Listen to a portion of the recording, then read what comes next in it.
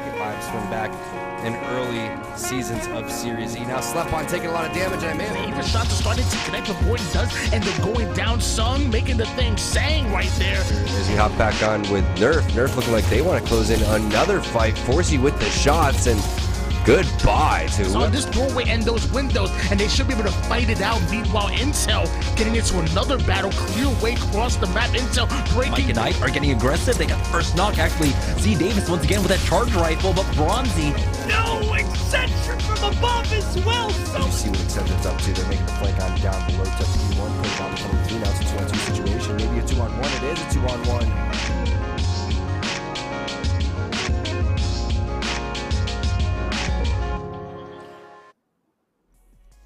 Good afternoon, everybody, and welcome in for another night of Series E Apex Legends action. It's Wednesday, it's open night, and we're here to have some fun with all of you. My name is Yeso, back for another night here of fun, and I'm joined with a very good friend of mine.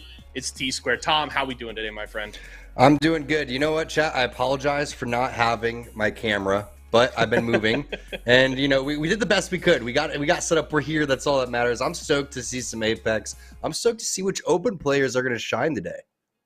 I'm looking forward to it too, and I need everybody in chat to gas up and show some love for my friend Tom here. He's been grinding on the move and took a break from all of that fun to come and hang out with us here today and watch some wonderful Apex action. So show this man some love here. But yeah, let's jump right into the fun. Let's talk about what we've got on deck today. We can take a look here at the teams we'll be seeing compete. You, of course, will see our partnered squads. A lot of talk that we can have about Team Razor with their performances that they've had recently as well.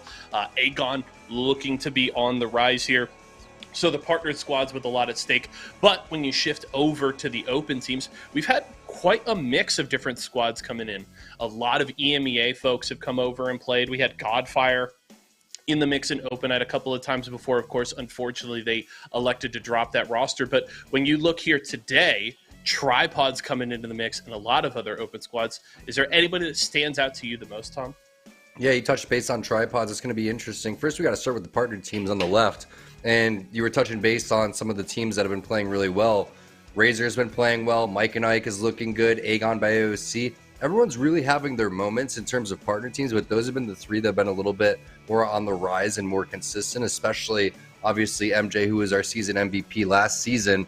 But in terms of our open teams, you have Tripods coming in, which is going to be exciting to see how they stack up going up against our partnered squads. And then we have 2R1C, which is Owako, Hyarka, and Jarovic. And I'm looking forward to seeing these guys play because this is another team coming out from the EMEA region, and they're going to be playing overseas on our servers. They're dropping the Royals, and it looks like Aegon by AOC with replay, so you can see what they're kind of all about. Turns plays almost every single legend in the pool, so you got to watch out for him because he can switch it up at any given point in time. You're going to see a lot of Seer, a lot of Catalyst, a lot of Valkyrie. That's going to be a majority of what the compositions are going to be. Bangalore's still extremely strong. I'm not quite sure how much Wraith we're going to see, but this is what everyone's kind of playing right now, Yeso, because you can use the Seer ultimate in conjunction with the Catalyst ultimate. We saw a lot of different plays from that last week.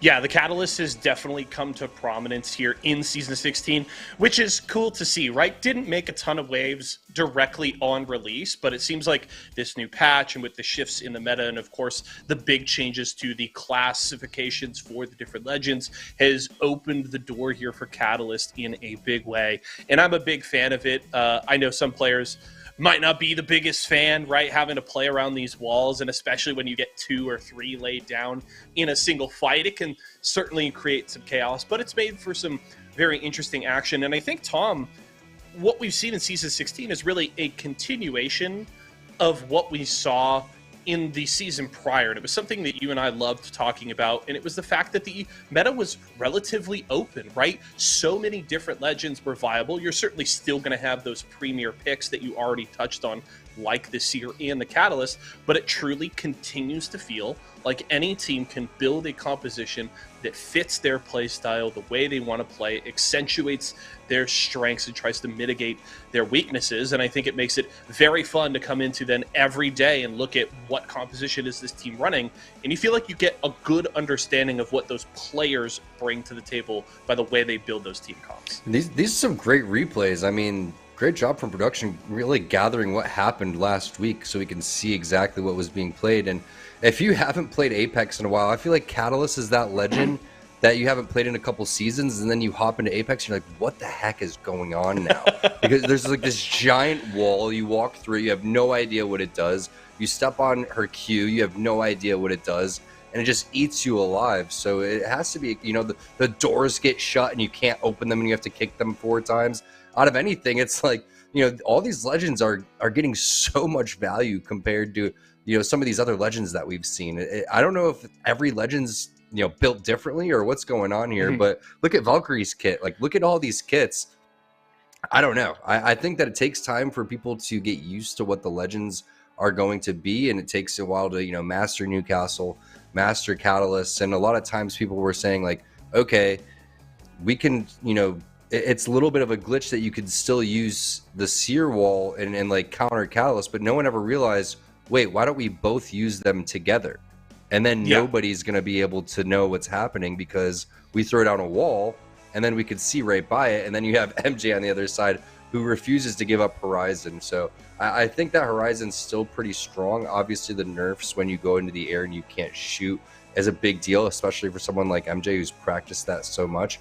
But can't forget that Horizon was meta for quite some time for a reason. And that one minor change, is that enough to actually get rid of Horizon totally? I don't think so, especially when you're as nasty as MJ with it.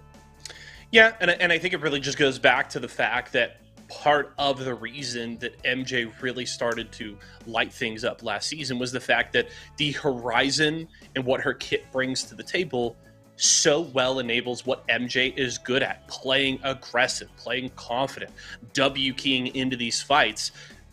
Horizon has all of the tools to set MJ up for success. You can hit the gravity lift to get up to high ground to get good sight lines on players.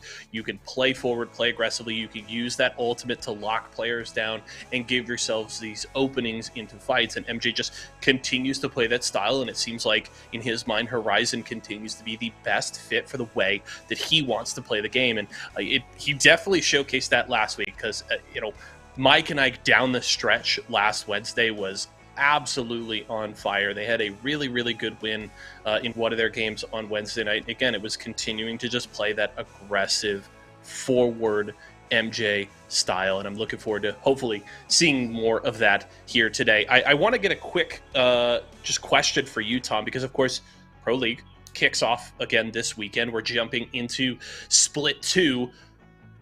Do you have anything you're most looking forward to on a Pro League side? Maybe when you're looking at some of the teams here, of course, we have to mention Team Intel qualified for Pro League. Is there anything maybe you're hoping to learn here today as we're only a few days out from professional competition starting up again for Apex? I really just think it's the same, carry on from the conversation that we're having is what's the meta going to be? Because the legends that you pick dictate how you're going to play. It's their kit. You can't just go and play Watson and be an entry fragger. I mean, you can. Is it going to work out as good as MJ being an entry fragger on Horizon? Definitely not, because there's so many different things that certain legends are going to be able to bring to the table. So realistically to me, I mean, I want to know what everyone's going to play, how they're going to play it, and what's going to be the development as the season kind of goes on, because there's consistent changes that happened, and some of the biggest changes that we've seen in Apex ended up happening from this season. I think it was a great job and a great idea from Respawn not to do another legend and to actually work on the game itself. Yeah, I agree with you there, and we've got a ton more, honestly, that we're going to talk about tonight, especially because we have 6 games ahead of us. But right now, dealing with a couple of issues in the lobby, we are going to get that sorted out on the back end. In the meanwhile, Tom and I are going to take a quick break, but when we come back, we've got plenty more Series E action when we return.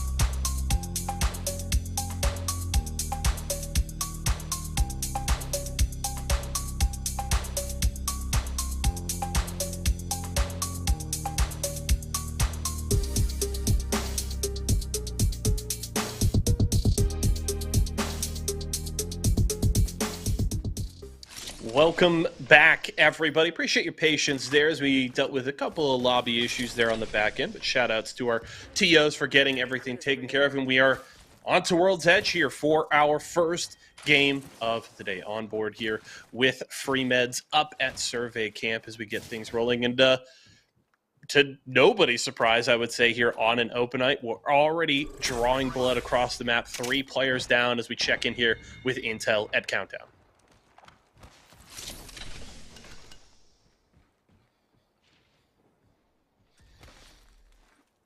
Oh, excuse me. It was muted there for a second. This is the most third-party area, too, because you can get Landslide coming over. You have Skyhook coming over, Lava Fisher as well. So if you're Intel, you got to take this fight fairly quickly, and it looks like they were able to do so, getting some good loot off of the rip. Now, interesting team composition. That's the conversation that we were having before all this started. You have no rotation legends, but you're playing Caustic. I find that extremely interesting. Yep, you get the Caustic so you can, lock down those buildings. And, of course, with the new changes, Caustic does get that circle scan. So you get not only the circle scans, but with the Seer, you can scan players at those separate consoles. And then you've, of course, got the assault bins, courtesy of your Bangalore.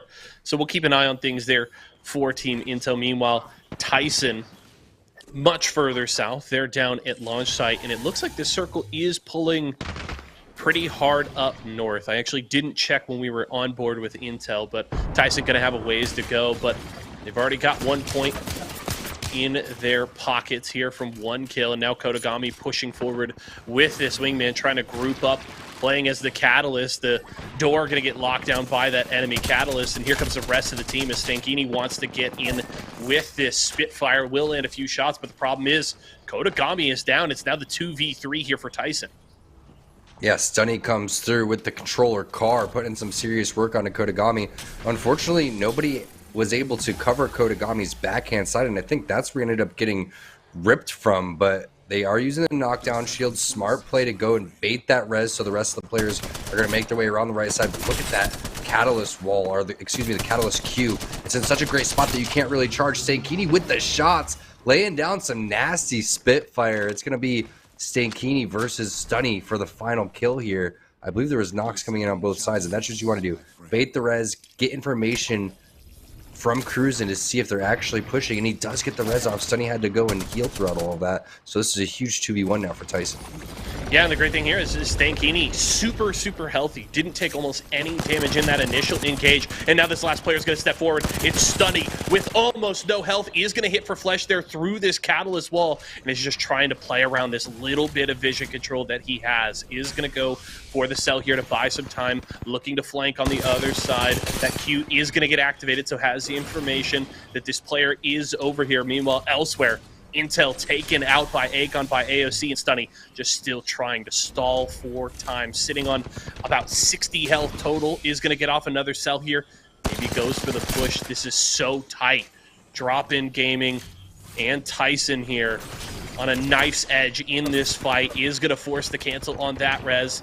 Backs away once more, and just a cat and mouse game here from Stunny. This is the world's longest 1v1 that's taking place right now. I mean, I don't think there's ever been a 1v1 longer in history over here. It's going to be epic for whoever wins this one. Thought multiple reses were going to end up going off. It's a great job of blocking the wall right there, too. Multiple reses have been faked, but it's going to be the car again. It started the fight, and it finishes it. Stunny with 3 kills, all 3 of them. 760 damage in that fight. JQ could only sit there and watch, but hey, it was kind of entertaining the entire time as we see where the zone is going to be pulling over towards that northern side. So right where that train tracks area is going to be a pretty popular spot to go and hold. Holding above the train tracks, beneath that big respawn building on over towards your left, the blue trailer building on over towards the right-hand side. Nobody rotating from that northeast side. A couple of teams going to be coming over from Overlook. You can see Tripods. Looks like they're getting in a fight. Yeah, Tripods. Of course, one of those Pro League teams that you all should know very, very well. Nick Merckx, captain of the squad, and they have found somebody. Scan's going to come through. The Catalyst wall is down, and Deeds here with a little bit of a flank is going to get the knock there, courtesy of that R99, and they're going to finish him off. No Name wiped out in a Pretty clean fight there from Tripods to get their first blood going here in this first game of the day. We're down to 15 squads here at this point. Yeah, you just have a feeling that this is what you're going to see from a majority of our teams here. It's going to be a lot of Seer, a lot of Catalyst. Interesting to see Deeds going on the Bangalore too, especially considering the amount of controller players that we have on this team, because you do not get that auto aim through the smoke. This is the team that I wanted to see. MJ and Team Mike and Ike on the hunt on the opposite side of Lava Siphon in this no-name area. So 2 fights on opposite sides of the map as Wizard Coin. He's going to be rocking the Mad Maggie. Maggie extremely strong in certain situations, especially infiltrating buildings, and that's what this composition really specializes in, especially when you add the black hole. Good PK shot, but they're there to answer. Let me cook, man, taking the off angle over towards the side, but MJ is going to have to go huge here. Yeah, Wizard Coin going down initially is certainly going to hurt, but Let Me Cook, man, with a good angle with his Prowler, just trying to lay the damage down. And, you know, the thing about that Maggie, we already talked about how the Horizon enables that aggressive playstyle from MJ. You add a Maggie on top of that, and you just double down on that let's fight, let's go aggressive playstyle here. But they're not going to have it for the time being, and looks like they want to back away. Let Me Cook, man, dropping down into that Gulch, and we'll have to see if MJ is maybe able to pick up this banner, because VKS has pretty thoroughly pushed them off of this position. They're going to take this building, get some Phoenix kits and some other heals. They'll be able to loot up fairly quickly, and we'll see if Mike and I can recover here if they just elect to play the 2-man here. Yeah, I think that's smart, because you could see potential third parties coming in over towards the backhand side. Remember, said this is opposite sides of the map. Well, there was more than enough time to make their way from Overlook all the way over here. It wasn't the complete opposite side of the map, but it was at least 2 POIs away, 2 no-name areas that you have to go through in order to find your way towards where Tripods did. They're gonna lay down a couple of shots with the Rampage and say, hey guys, we're here to party, but now it's time to rotate.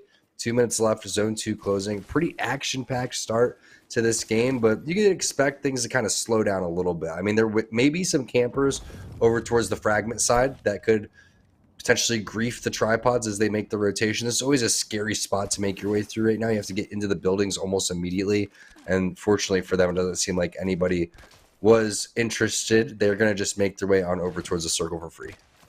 Yeah, they were pinging the player scan there for Nick if they want to go for it, get some information on where teams are holding up at this point. But if they don't go for it, they can certainly just elect to rotate into a comfortable position, get into the circle. They are going to get the scan, so that'll be good information there, so they can understand maybe some safer routes into this next circle, so Tripods can take their time. Still quite a few teams spread out on the outside of this second circle with a bit of a ways to go for this next rotation, but you see 3, 4, 5 teams starting to get clumped up on that eastern edge of Skyhook. Razor in the mix, as well as a few other squads. You can also see Team Aegon by AOC holding up in the center of Skyhook, trying to hold off some of those teams rotating from Countdown and Lava Fissure, but continuing to pull further north up towards those train tracks for right now. Yeah, that part of Skyhook is going to get absolutely lit, and look at the team that's there. Aegon by AOC potentially picking up a lot of kill points as long as they're able to stay alive up on over towards the high ground. They're going to have to make their way over towards the zone eventually, but what great information Tripods were able to gain there. They can make their way over towards that blue train cart that we were talking about a little bit earlier and get that for free, because everybody else is heavily focused on over towards the north side, but whoever rotates from that side of the map is going to pick up a decent amount of kills, and they're going to be in a really, really great spot. Nick Merckx with the triple take. I mean, that thing doesn't hit as hard as some other weapons, maybe like the charge rifle in that type of instance. This one takes a lot more skill to go and hit, a little bit more unforgiving for how long range that is, but you can see they picked up a decent amount of kills, picked up 4 points overall as they made their way inside of the top 15, and they are on the hunt with this revved up Rampage that Deeds refuses to put down. Yeah, couple of tags, as you mentioned, from that triple take, and it seems like Tripods are ready to hit the go button and chase this down. I also do want to mention, we got to look at where Razor was holed up on the northern end of that zone. They're in a rough spot because round 2 is closing, and they were sitting on double white Evos. That is not where you want to be this far into the game. You're going to be very squishy when these fights start to happen, and especially when teams start to close in, and those third-party rotations are very quick and very decisive. Razor could be in a very tough spot, so we'll have to keep an eye on if they can survive here and maybe get a little bit better loot. One big fight win for them could change their fortunes here in this mid and late game. But Tripods, they went on the hunt for that player they tagged, weren't quite able to find them, so they're just going to go for the rotation here up into the northern side here of Fragment. They'll get into safety from this circle and just bide their time as we check in with Ware. And looks like they're holding out a team here on the western side, or on the eastern side, I should say, of Countdown. I like that play from Tripods, though. I think that playing aggressive in these situations and always trying to, work on your team fighting skills is a great sign of confidence. But we'll see what happens with them as they rotate with their armor situation, too. That's another reason why playing the edge is a little bit stronger. If you don't have good armors like Team Razor is, in a situation where they have absolutely nothing, you said double grays, that is not the vibe that you want right now. So double purples and a blue, and you know that they're going to be able to get that up to a triple purple eventually on over towards reds. When you're rotating into the zone, all you need is that little advantage for teams like Tripods to be able to make some things work, as we see what Aegon by AOC is up to now. And they've been, fairly quiet this game. There's been a lot of action to begin with, but right when we get into these teams where they start setting up and getting in buildings, it always slows down. Zone number 4 is where we're going to see a lot more action. Yep, and at this point, I think Aegon is just focused on picking that, specific building that they want to hole up in, that they're going to choose as their spot to defend as teams continue to rotate in, because they know, through that tunnel on the southern side of Skyhook, as well as the teams rotating outside the circle and into the western edge, there's going to be a lot more people coming into the area. There's still 13 squads remaining, and the space is starting to get even more snug as this game goes on, so they know they're going to have to deal with some squads coming into their territory. Meanwhile, we check in with Tripods, and Nick Merckx in trouble taking the fight outside the zone, and VKS is actually going to take them out. It came down to the 1v2 there for Nick, and not able to finish it off, and VKS will survive. And this is the point of the open night. I mean, we're looking at Mike and Ike getting taken down by them, then Tripods as well. This team is serious. I mean, these are two teams that are phenomenal that we had almost as favorites, and VKS comes through and proves us wrong in terms of teams to watch. But look at the shots from Turns. Already gets one knock. Make that two as he looks for the third. Just needs to land the shot, and he does. Smooth moves coming in. 3 kills, 1 assist. Time to rotate on over towards the zone. Unfortunately, not enough time to loot these boxes. Maybe you can get in, grab a couple of resources, but he's the one that did a lot of that damage, which means that he was taking a decent amount as well. Has his artillery strike if he wants to go and toss that one out, and now it's loot in time. And Turns doesn't play controller. Looks like he was just kind of taking his time as he's going for the loot. Yeah, Turns putting on a clinic there. Great beams there with the car, dodging back and forth between those 2 different doorways to get the angles he was looking for, and then just great finishes with the wingman and the last little 2-tap to finish off that 3rd player to eliminate Ascendant. So you talked about it at the top of the day. You were very complimentary of the versatility that Turns brings to the table. It's a big reason why he is a defending champion here in Series E and why he's been around for so long. He is so consistent and continues to be able to put together really strong teams here in Series E, and Aegon by AOC is emblematic of that once again here in Season 6. Dude, split off. Why didn't you guys split? Like, that's definitely what Lemmy Cookman is talking about right now. Nothing's worse than when you're taking a ton of damage and your teammates don't split. I'm pretty sure that they did. The charge rifle shots just absolutely griefing Team Mike and Ike from across the map. But what a great spot to go and hold. Having this high ground on top of the hill is going to dominate this entire southern side of the zone. If they could find the res onto Lemmy Cook, they just kind of left him for dead. I mean, no one was interested in going for the res until the very last second. He's like, guys, I'm safe. Let me get back into this one. As you see NCT, the team that did grief with the charge rifle, find some up close fighting as well on top of that blue trailer, and they were able to finish off RID. So really nice plays coming in from Team NorCal. Yeah, NorCal getting a nice finish there. They've got their own good chunk of KP, and we check back in with Aegon here in Skyhook, and it's turns, wingman in hand, once again, gonna hit the reload, and looks like maybe electing to back away. Orioles hitting a battery, and Force trying to find a little bit of safety, and Aegon has elected to back off for the time being. They are gonna get flashed, though, onto that Seer. Not quite able to get the knock, however, and here comes the push onto Force. Now looks like he may be in the 1v2 here, stepping around that knock shield, is able to get the knock. Huge finish there. They're going to be able to pick up some armor swaps, and Aegon by AOC buys just a little bit of time. Such a fun team to watch. You could just see how mechanically gifted Force is. You saw turns from his point of view.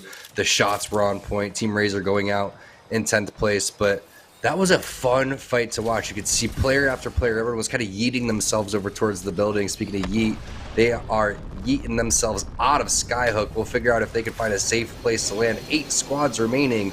A decent amount of them are going to be full pings going on top of the bridge. They may just go for this. They see a solo, maybe. This is extremely ballsy. And it thought for a second that they weren't going to be able to get a... Look at this. Fuse nades on top of fuse nades. Seer ultimate going down for Orioles. What an aggressive play from Aegon by AOC. And that's just Aegon playing with the information that they had, right? You see the scans of the multiple teams, and as soon as you see a solo scan, that's where you've got to go, because there's so few spots that you could play in this circle. This is not a finishing zone that we see very often, honestly. Skyhook is so rare in itself, and pulling out to this eastern edge is really interesting, and Aegon just had to find whatever they could, but all of those, the grenades that got laid down, pushed them off of that high ground, and they dropped right into the hands here of the MPA. They absolutely wipe out Aegon by AOC, and just like that, we're down to 4 squads remaining, and we'll have to see how things shake out. And out of all of the places to land when you have the smoke, you land in top of the RE45 with the Digi threat. The best weapon in that scenario, and Matt just laying fire onto everybody from Aegon by AOC. It doesn't get much better than that for MPA for picking up free kills. I liked that play. The safe play was 1,000% land underneath them and just play it a little bit slower, because if they do have that fight straight up, look how far they were away from that area there, so they weren't directly underneath where the train tracks were. There was an opportunity to kind of slow play that and make their way forward, maybe use their resources. They went for the all or nothing play right there, and unfortunately they run into 2 things that could really bite them in the behind, and that's going to be Fuse throwing his ultimate, holding on to 20 grenades, and then they run into an RE45 that sees through the smoke, so even their backup plan went to waste. So that's just really unlucky by Aegon and by OC, but a great play by the other 2 teams that pushed him off that spot. Yeah, and I think it seems pretty clear at this point that they were hoping that was just a solo rat, but it turned out it was just one player stepping out to get some sight lines, some intel for the team, backing away, and then all of that utility that you mentioned getting laid down right on Aegon's head forces them off of the only tenable position that they had in that circle, and they get wiped out as a result. We have 2 R1C, NorCal, MPA, and Free Warriors are our team still alive, and 2 R1C has been holed up in the northern end of these train tracks for a very long time. Only now, with the circle closing, have they abandoned that position, and they've just been playing the long con. They found where the circle was pulling early on, and they've just let the lobby come to them, and it has them in a great position. Meanwhile, you've got NorCal in the sniper tower, and a Nemesis with a 3x in hand here for NorCal T. And that's going to be a problem for these squads. If any sort of sideline opens up, your health bar is going to melt very, very quickly. What a wild zone, so I can't remember the last time I saw this zone, if ever. I mean, it's been years since I've seen this particular one, and NorCal has maneuvered perfectly getting into these situations. Watson's value skyrockets on top of these towers. Problem is, now with the zone moving, what's going to be the play? Who do you think right now, Yeso, has the best advantage? Right now, it kind of looks like the team inside of the trailer is looking good.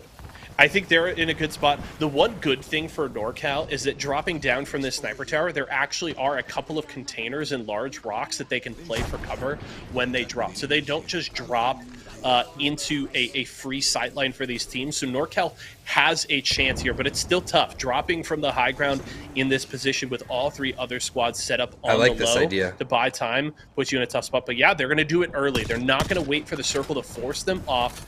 And they may just go left here and double team the squad. You see 2R1C playing a bit of the high ground and threatening this squad. And it looks like NorCal may just want to come in for the assist, but they're getting fired on from MPA. And NCT has to be careful, looking to hit the bat, buy some time, but Frogs is going to get taken down, and this could spell doom for NorCal. We'll have to keep an eye on the kill feed, see what happens with these other squads, because NorCal knows there's somebody else behind them.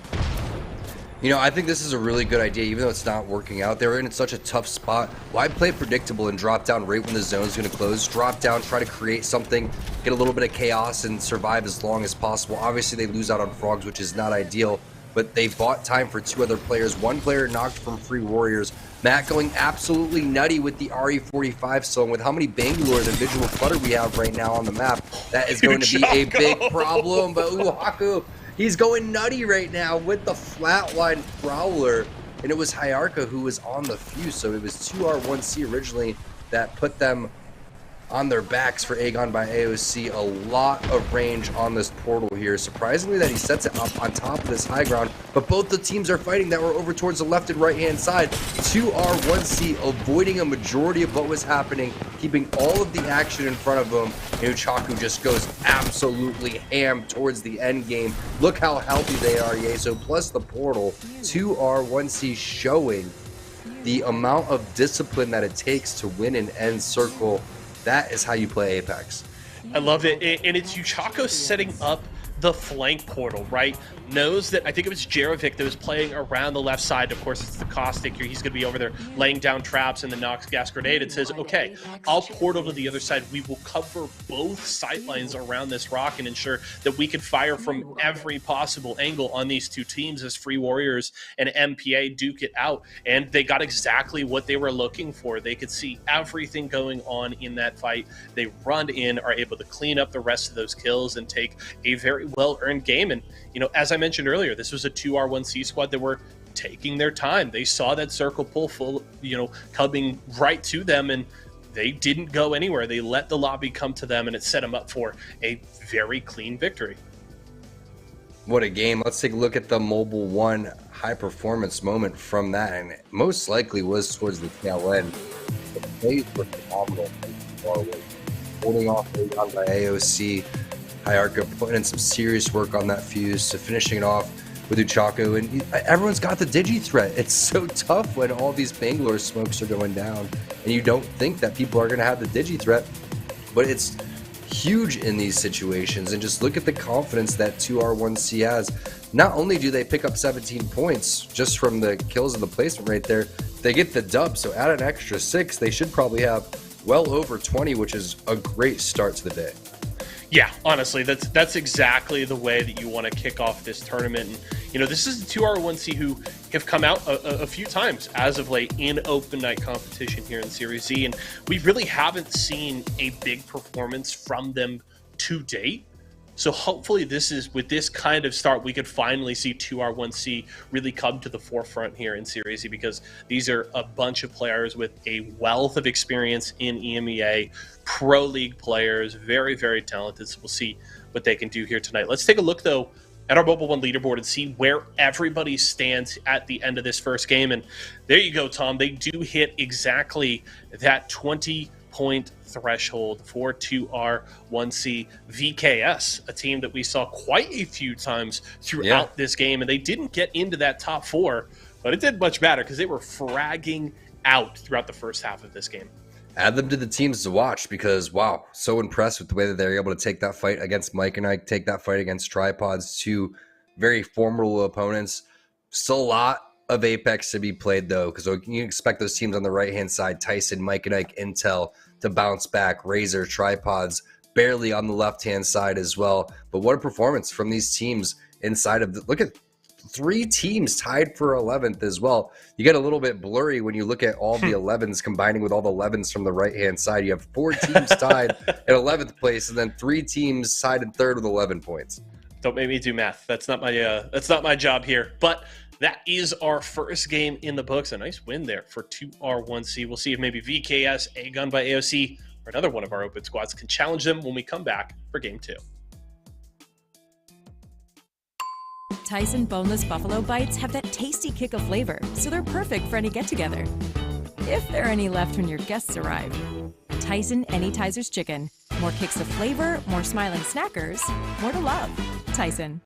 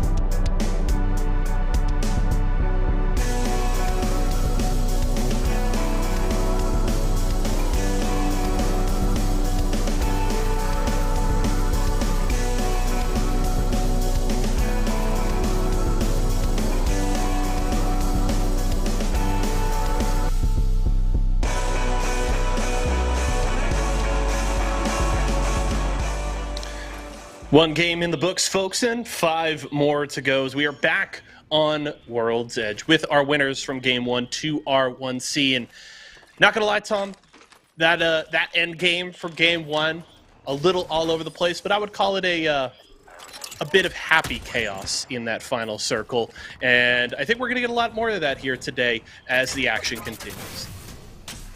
And we have multiple 50-50s that are taking place off the rip. Highly agreed with that. VKS picking up some kills. Razor going down. It's going to be answered right back. Intel in a fight as well. So 2 or 3 different 50-50s.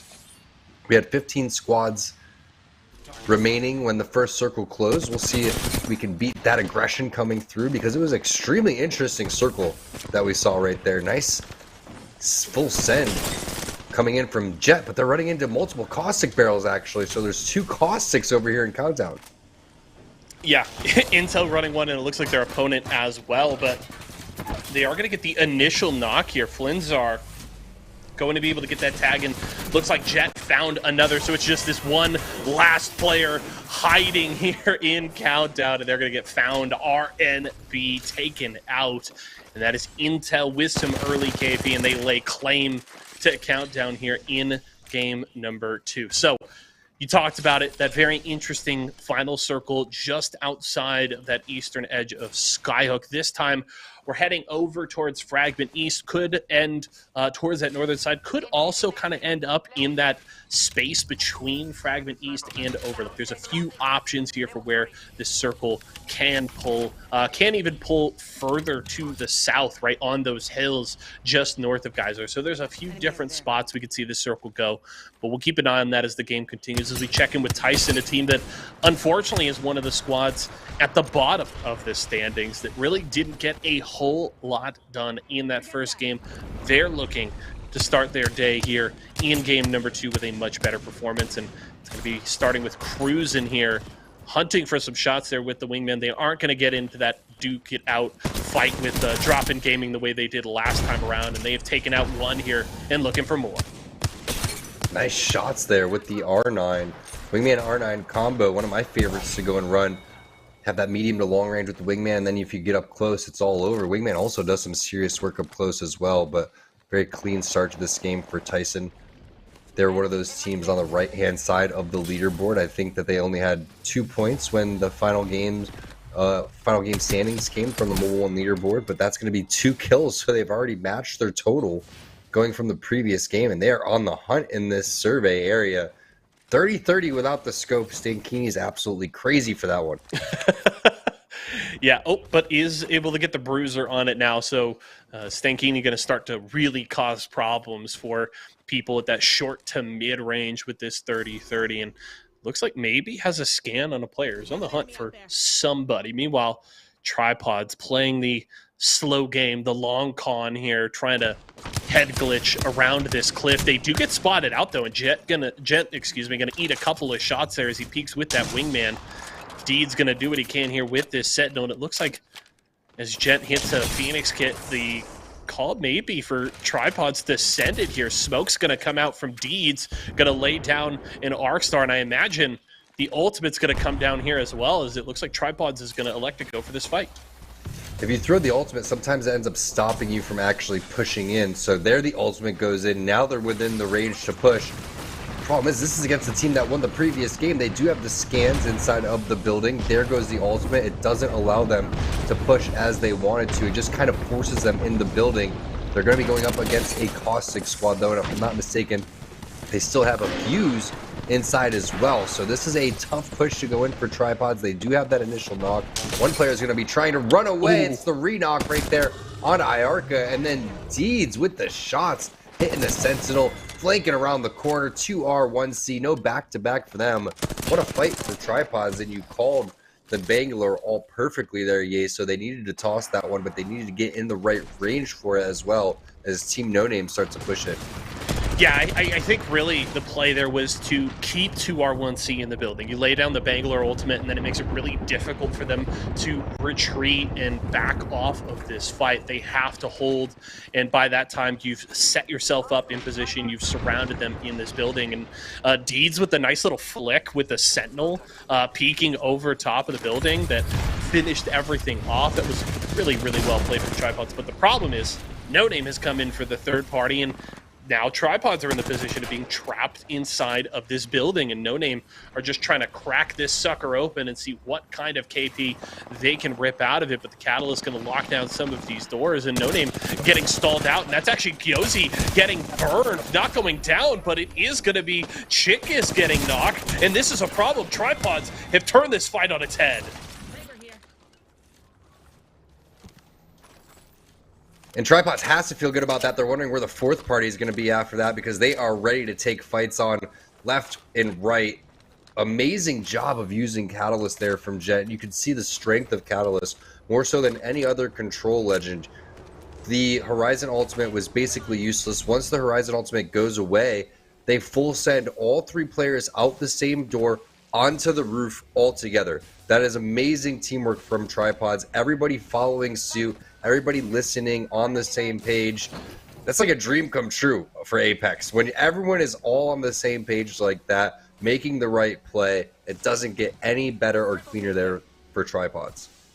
Yeah, Tripods did not miss in that fight in a very big way, and that's why they've got 6 KP. Gent is sitting on kill leader for the time being here in this lobby in game number 2, and not only do they have a lot of points in the bag here to start this game, but they've taken out, at least early on, their biggest competition as 2R1C are done. And we are down now to 15 squads as we check in here with Team Razor, and much better looted than the last time around, Tom. We aren't checking in with them for the first time on double white Evos. They actually got some good armor and some great KP, right? 5 players they've been able to take down early in this game. This is exactly what you're looking for as Team Razor, and they seem to have firm control of Harvester for the time being.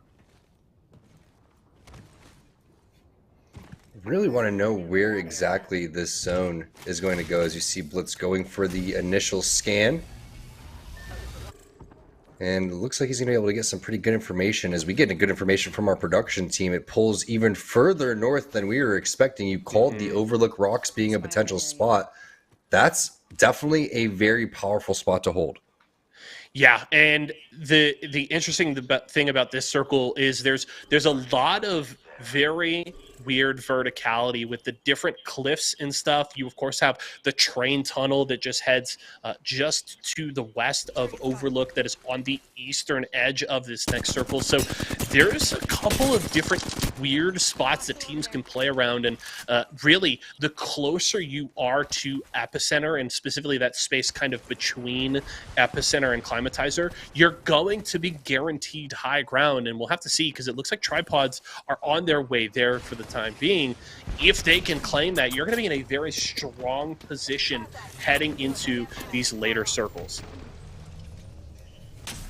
Love watching Tripods play. Jet with the Kraber not able to connect. Such a close headshot right there, but they are all charged up with the purple Evos. We know what it's like for these other teams that are going to be running into blues, grays even. Tripods is going to end up getting that momentum that they've had from these first 2 team fights and carrying over. That first team fight was just so big for them, because it not only got them the 3 points, it allowed them to win that third party, but it gives them the confidence that they need to carry over to the rest of these games. Look at these shots from Deeds. 3 wingman shots out of 4 connecting, and now they're going to start pushing into the bridge.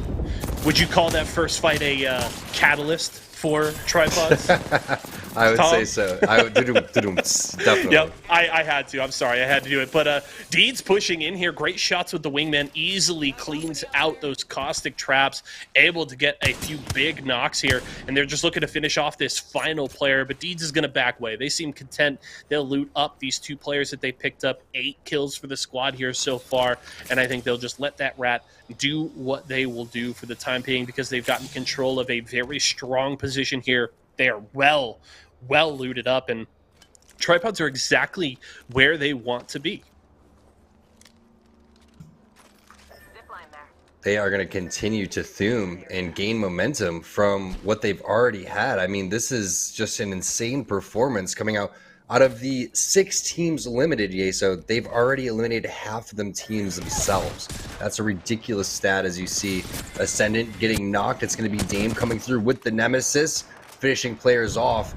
they don't even take any damage. So this had to be a horrible flank go wrong. We talked about how horrible those train tracks are when you try to rotate in. It makes it very, very difficult, especially when teams are inside of the building. But free kills, RID will take that any day of the week.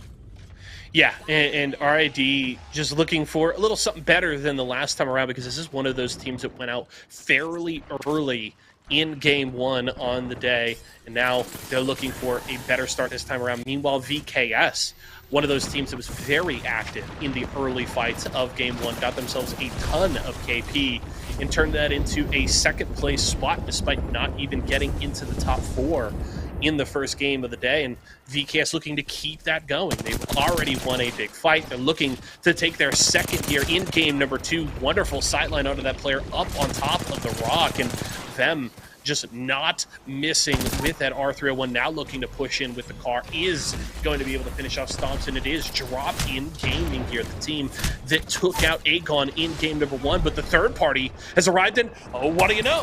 Speak of the devil, it's Aegon by AOC rotating in.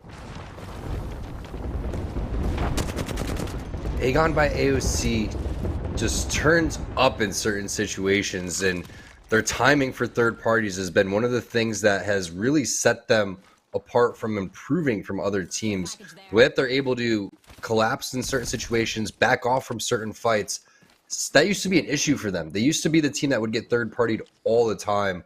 Now they come through and always are on point when they need to go and charge into certain situations. Free loot is the name of the game here. Look at that play from Force, taking over to the high ground, trying to scout the choke as well. You love to see it. Yep, and then you've got turns on the Bangalore that easily just lays down the smokes, gives you a lot of safety to loot up. And as we check back in with tripods, Gent still not quite landing those shots with the Kraber, but tripods don't seem to much care. R99 is pushing in through the smokes here, and that Digi threat is going to make it easy to push onto these teams. Jet going to hit the bat, and tripod's going to keep it rolling. They want to hit double digits in kills, and might not have a problem doing so as Intel elsewhere taken out. Catalyst Wall is going to get put down here by Gent. We'll buy a little bit of time here for tripods, and can they chase this team down? Looks like they maybe took to the low ground here using this zip line, and Gent's just going to lay down the tactical there to give them information if the team comes back up to the high ground, and tripods will rotate down, maybe play the entrance to the train tunnel. They've got quite a few different options here. Starting to heat up. 9 kills overall.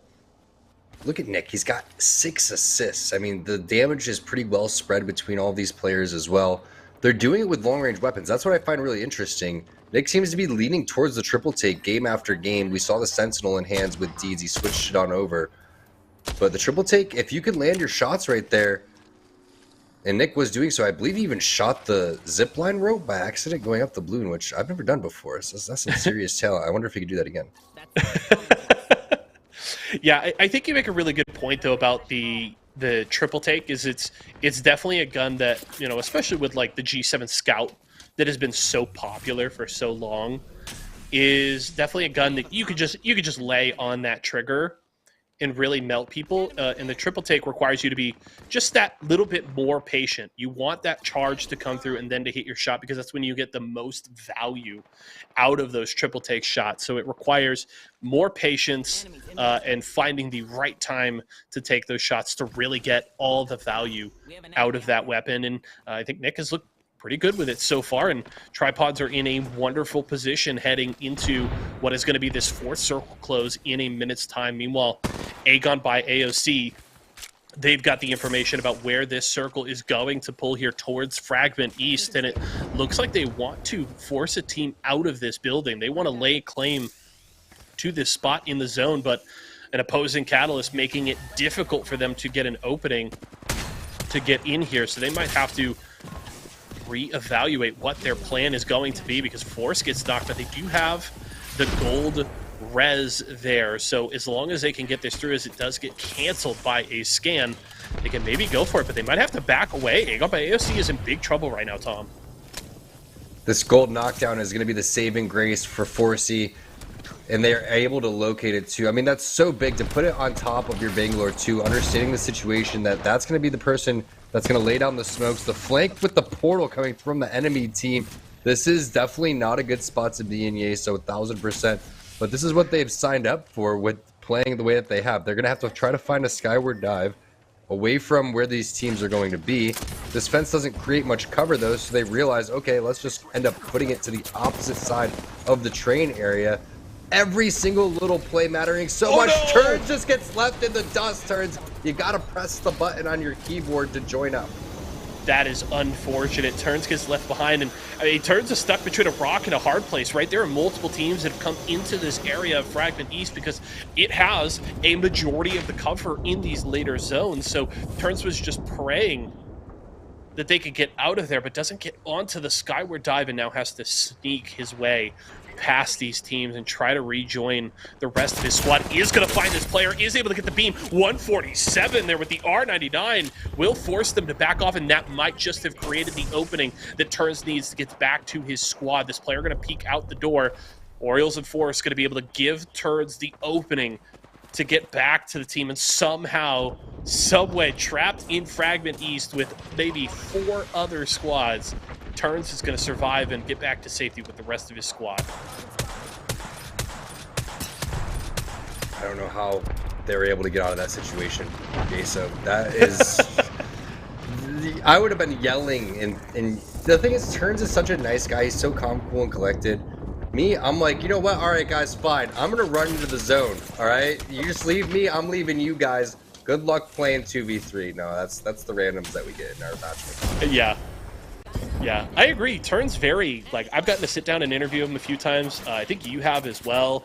He's just very mellow, very calm, kind of collected, the right kind of personality you want for an IGL. And certainly, I mean, you can have those guys that get a little hot. You know, people talk about Hal all the time and kind of the way that he calls games and the energy that he brings. And I think that certainly can work. And, you know, when you're a guy as knowledgeable and talented as Hal, it doesn't much matter what kind of personality you have. But I feel like for a lot of players, just going to that very even keel, calm and collected IGL, I think that really bleeds out into the rest of the team and keeps everybody in a good mentality for these games. And I think it very much bodes well for any team that Turns is playing on. Tripod's still in the mix. No surprise here. They've got 11 kills to their name, and they're looking for more. Multiple Catalyst walls laid down, and Gent running in with that Digi threat. We can't see anything, but we promise you Gent can. Has got all the info that he needs. They're going to get a couple of knocks on players as MPA gets eliminated, and Tripod's looking for more, but guess who's up top? It's Aegon by AOC. Aegon by AOC. Can't count him out. Look at the 152 coming in from Turns. He is not playing around. Red armor swaps on top of red armor swaps. On top of more red armor swaps. Tripods goes out in 6th place. Free Warriors goes out in 5th place. And Aegon by AOC somehow, some way throughout all of the, what did you call it, happy chaos that we've seen so far. This has been one heck of a performance. Hopefully they can pull this dub off for Aegon by AOC fans, because they almost deserve it with how down bad they've been in certain situations. Yeah, they've kind of done a bit of a tightrope walk in this game between some very dangerous positions, between some very, very strong teams, and somehow they've come out with triple red evos, wiping out Tripods, 8 KP to their name, and they're in the top 4. Tyson in the mix here as well. That was a team that was definitely looking for a bit of a redemption here in game number 2. And they may have the opportunity to get it because they're set up in one of those buildings inside of this edge of Fragment East. But Aegon seem content to hold this train car for as long as they can. I think they're feeling confident they may get some sightlines on these teams as these fights start off. We'll watch as this circle closes 10 seconds from now. We're very close to the end of this game. Tyson in the mix, Aegon by AOC. Wonder what these other 2 squads are if we're able to check in with them just for who else we have on the docket. Mike and Ike's in the mix. Wonderful look at MJ there. They're down Wizard Coin, though, so that is a big, big wound to this Mike and Ike squad in this final circle. Yeah, I want to have all 3 members up if possible. You can see the situations right now with teams stacked on top of teams. Everyone's going to have to eventually push out, and then the team that's looking at everybody else is the team on your screen. Aegon by AOC Look at the amount of real estate that they're owning too. Whoa, the big Kraber shot right there onto Turns. He's gonna have to back off. Fortunately, the zone, plenty of time on their backhand side. Walls are gonna end up going down as well. It's a big push coming in. Turns, the damage that was done, it gets followed up. Cruise It is there. Team Tyson just sends it onto Aegon by AOC. What a beautiful wall there for Kodagami to cut off the sightlines, and they knew that Turns had to get back, had to heal up, and Tyson immediately just slams that go button. They get in and clean up 2 big kills, and while Aegon by AOC still alive, one member was able to escape for the time being. You can see it's Orioles down on the low ground. Tyson are in the best position you could ask for. Red is out. It's Mike and Ike. It's Orioles, and it's Tyson remaining. And Stankini just holding up on this ledge. Hits the scan, hits the beam, and they just want to finish off these last few players. Lemmy Cookman's going to fall, and that'll be it for Mike and Ike. It for Aegon by AOC, and Tyson takes the win. What a turn of events. The Kraber, just absolute damage coming out from Team Tyson. And Turns knows that did he know they have a Kraber? I'm not quite sure. Yeah. But I know that Turns is going, my bad, guys. I shouldn't have over-peaked right there. You have to pressure. That's just a really good shot. You have to push teams off. That's a great play from Tyson, right? And that's also why a lot of the pros will be like, oh, let's get the Kraber out of there. But the thing is a Sentinel headshot is going to do just as much damage in that instance. I think it does 126 depending on what the helmet is going to be. But that's massive damage.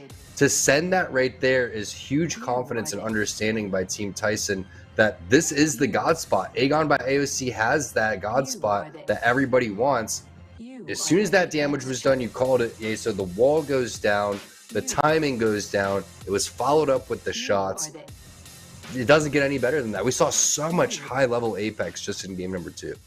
Yeah, and I think you make a great point talking about Turns trying to hold that angle, because I think the hard part that you walk in there into is that if Turns isn't peaking that angle, Tyson makes that play without the initial hit, and you maybe are still in the same spot, right? Because if you aren't holding that sight line and Tyson isn't concerned, they just go, okay, like, they're not looking, let's push, we'll lay down the wall, we'll just take the 3v3. It just is better with them hitting that shot. So I think you're kind of damned if you do, damned if you don't in that position, unfortunately. Let's take a look, though, at our Mobile One high performance moment. I imagine it might be the winning play here from Team Tyson, and it is. It's Turns with the peak, going for the smoke. And, yeah, and I think he's trying to smoke off the peak. He's specifically trying to cut off that sight line, and unfortunately, Tyson is ready for it, and they hit the shot and take the win. And you can't see across from when Orioles is trying to get into that position to look across to say, hey, I got the crossfire, because it's walled off. So the damage comes in, boom, Stankini hits that Kraber shot, and then Turns, while he does have the battery going off, there's just not enough time to get this med kit off. The Seer ultimate goes down perfectly. And at that point, Forsy's like, oh gosh, what's happening here? He doesn't have any nades. An Arc Star or a Thermite right there would have been huge. But look at how clean this fight was. Tyson only took about 40 damage, and they did well over 400 damage to the enemy team. That is the power of the Kraber. That's the power of pushing in and going extremely confident. Yeah, I think just very, very well executed on the side of Tyson. They take the fight, and they take the best position to win that game. Tyson, your winners in game 2. No leaderboard for the moment. Had a bit of a bug on the back end. We'll get that sorted out and have that leaderboard for you as soon as it's ready. In the meantime, we're headed to a quick break. When we come back, our final game on World's Edge for the day before we head over to Stormpoint.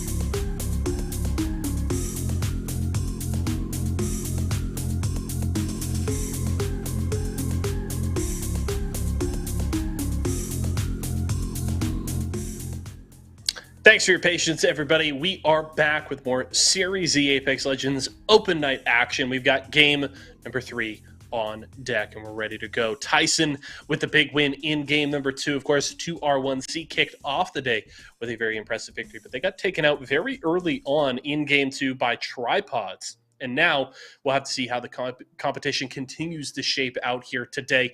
Who have been your biggest standouts so far, Tom? You, Yeso, you're always my favorite standout. Nope, I swear. It's definitely you. And Connie, okay. my two favorites. Yes. And you know what's been standing out to me? The power or internet situation, whatever it's going on over there. That's definitely stood out to me a little bit too.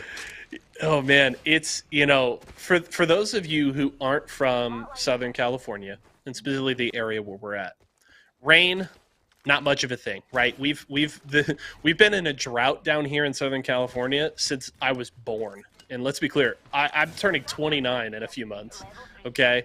We have had the wettest and the coldest winter that I've known in my lifetime, being born and raised here in Southern California. The mountains around here in like San Bernardino County and stuff have been getting absolutely laid in with snow.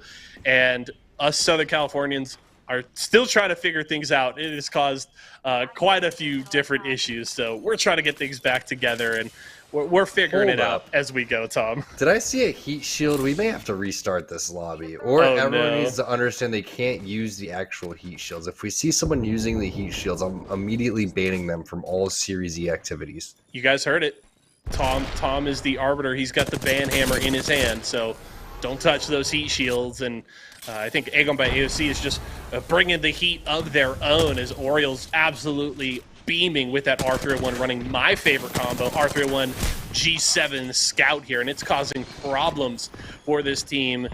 Now we'll see if they could get in and finish this off. It's staging, and AOC trying to lay claim to the rest of this loot. Orioles gonna hit a syringe, buy a little bit of time. The problem is that this Caustic has been able to stall for so long that this team on the inside maybe has been able to get a reset. Turns gets taken very low. Scan's going to come through there from Orioles. SD going to get knocked there. Turns going to pick that one up. And now can they finish things off? Crack shields on one. Very low health on the other. Aegon, I think you just got to send it and finish off this fight. Turn's going to step in and step around looking for the shots. Orioles going to get the knocks. And it looks like that's the finish. And Aegon by AOC will win this early fight. I don't know how he has so much patience. I would have went in there and died like 5 separate times. And he just waits it out, uses his Legend of Perfect ability. I mean, that's talent right there. What a job to be able to finish off that team. Not easy, but that initial damage for Orioles was huge, as we see Team Tyson. Stanky, the MVP for his team last game, for the entire game basically, popping off that Kraber shot, and then everybody from Team Tyson pushing in. They find themselves in Lava Fissure, and they need to push into this donut building. It's not easy to push onto that building, though, until you have your Seer ultimate. So that's exactly what they're waiting for. Stinky's going to take on over towards the high ground, try to find anybody that is overextended, and then they're going to slowly but surely push it. They have the Seer ultimate available, though, so that's a good thing, is you can get that on the low ground. It's fairly easy here on Lava Fissure with how this POI is set up to be able to kind of drop that underneath the squad you're looking to fight, and boom, there you go. Stanky's going to throw it down. It's going to get a ton of information here. It's actually Kodagami getting work done. R99 continues to rear its head in these fights, and that's a knocked onto React, and now the team's looking for more. Scan's going to come through once again. They're trying to find some sort of safety behind this Newcastle wall, and it looks like they've got caustic traps here as well to protect them, but it's not likely to keep you safe from this Tyson squad that's cracked shields onto 3. Another one's going to go down here, and that's the finish there, as Kodagami takes out one final player.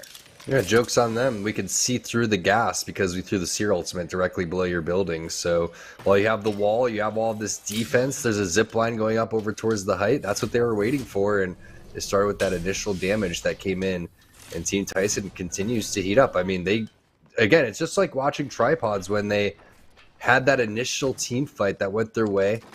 They took down one team, took down another for the third party. Then it ended up becoming 3 team fights in a row. That's what Tyson's doing. They get that initial Kraber from the previous game. They get that confidence. Then all of a sudden, everyone starts feeling good. It's crazy how mental esports is, Apex specifically, and a lot of first-person shooters. When you're trying to put together a run, someone has to make a big play, and they were able to do so in the previous game. Yeah, it's definitely very easy for the casual viewer and maybe somebody who doesn't play the game to just think, it's purely, 100% aim, right?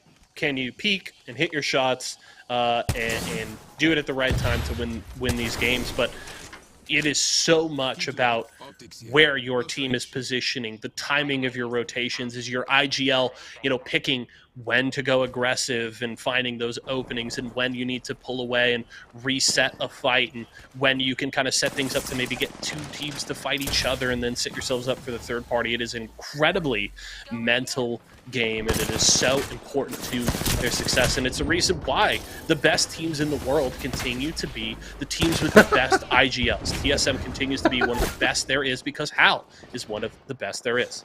Sorry, I'm laughing at the ragdoll effect from that. I don't know who went flying, but they literally went flying, and then he shot his teammate right there. It doesn't get any better than that. I've been known to do that myself, but very interesting fight here for VKS. One of the toughest spots to fight from low ground to high ground. VKS has a huge advantage here as they start to move forward, and you can see there's zero hesitation in their game. Double R99 coming in for the Bangalore player here, Stateability. He's got the Digi-Threat on one. Does he have double Digi-Threat? That would just be toxic. Yeah, I don't even think you have to have the double Digi for it already to be toxic. Like, you're already running double R9. But yes, double Digi would in fact make it worse, and we'll see what Satiability has here. So, okay, no double Digi for the time being.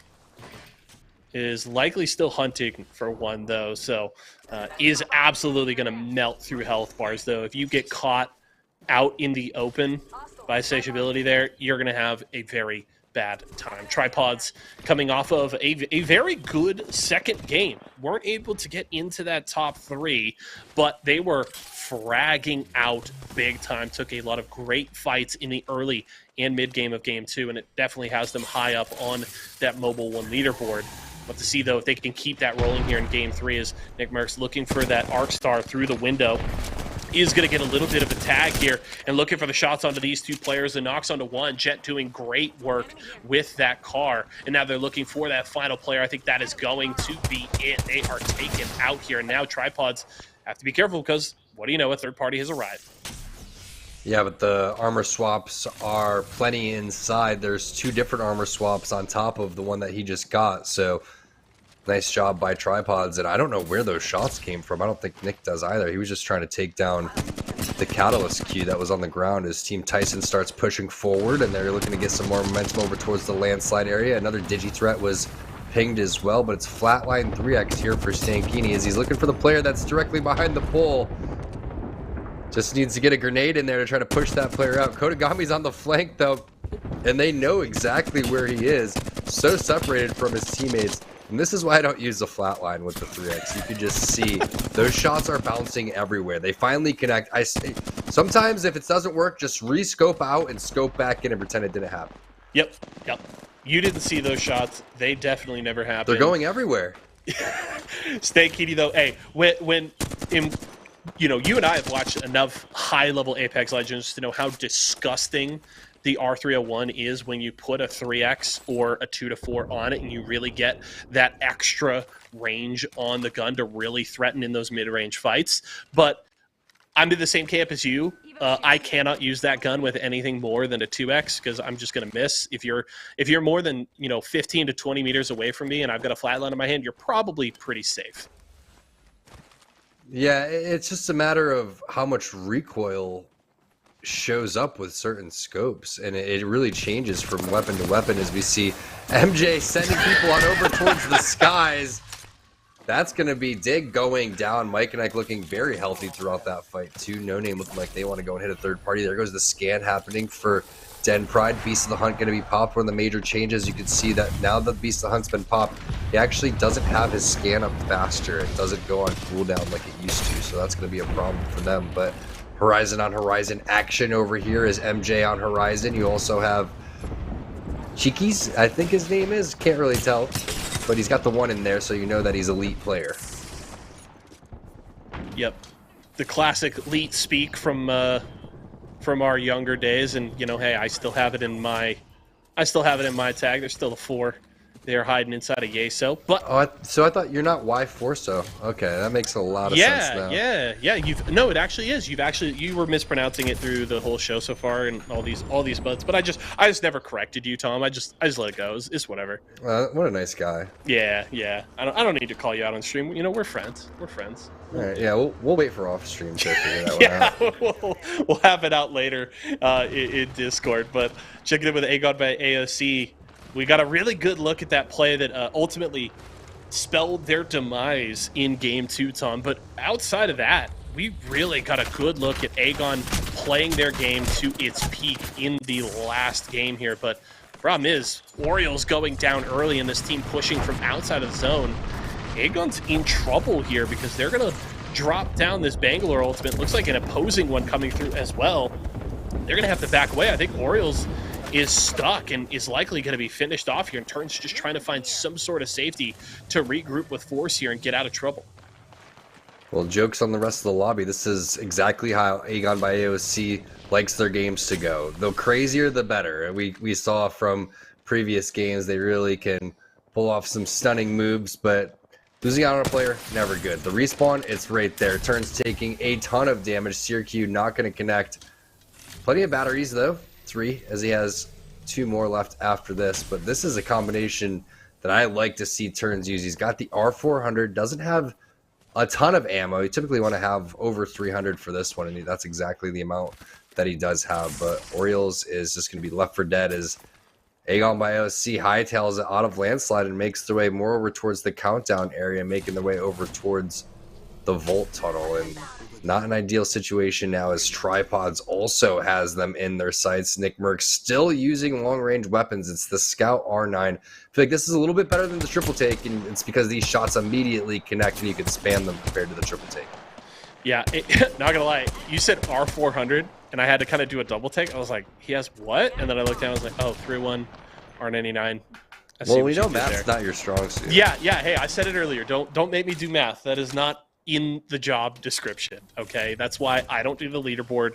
We hire people in the back room to crunch the numbers for me, so I don't have to think about it. But Tripods up in that sniper town, they had Overwatch on this area, but it looks like for the time being, Tyson has been able to escape and keep themselves alive here. Meanwhile, Tripods, they're going to rotate a little further to the east. They're still keeping an eye on their backside. They want to catch out anybody sneaking up behind them, and they are going to spot out that Valkyrie ultimate. This Rampage is going to hit some shots, nice and that shots. is most definitely Tyson trying to get themselves into a better position for this next circle because it's starting to close right now. You can see the heat shield is there, but he's not going to end up using that one because we all know what's going to happen. If he does use that, I will personally ban him from all Series Z events. So he's obviously heard that rule too because they're listening apparently, but no, they know better. And it was more or less just picking up stuff out of the bins and it accidentally goes into your inventory. But impressive shots there from Deeds with the Rampage. Can't say enough about how Tripods has played today. Unfortunately, they haven't gotten that big dub that they're hoping for. They've played this correctly, though. Now that they're watching their backhand side, Nick Merckx understands the situation. Keep all of the action in front of you. If you're going to play edge, play the hard edge. As Sateability, who was the original player to get the knock onto Orioles, ends up finishing off both turns and force. So make that a 3-piece onto Aegon by AOC from one of our up-and-coming players. That's multiple weeks we've seen them inside of our open nights here for Series Z, and again, that's what it's all about. Making a name for yourself, taking down these partnered squads, see where you stack up against some of our pro teams. And now Team Intel, the lone Icy, is going to end up biting the dust here very shortly as he's trying to find out where they're coming from. Yeah, I was going to say Icy, definitely not long for this world. In game number 3 is trying to just hold out on top of this building and buy as much time as he can. But Tripods on the warpath right now. They're looking for the scan. Nick looking to tag Icy there is easily going to get taken out, though. Credit to Icy there. Does get the knock onto Gent in the 1v3 fight. So it doesn't get him any points, but, you know, tip a cap to the Intel player there. Well done. I'll give him kudo points. I give him 2 kudo points for being a solo right there. That's a separate leaderboard. That's our spot. That sponsorship's coming a little bit later down the road. Yeah, so we'll see how that one goes. I'd rather have Tyson chicken nuggets, but you know, that's just me. Anyway, every time, I don't know if it's because when I cast or it's all of the advertisements that I see, I get hungrier and hungrier as Series E goes along. Yeah, right. Mike and Ike Tyson. Mike and Ike Tyson. Going and back then we got and forth. vitamin waters. I'm still waiting on mine. Luke, Connie, whoever can hook it up.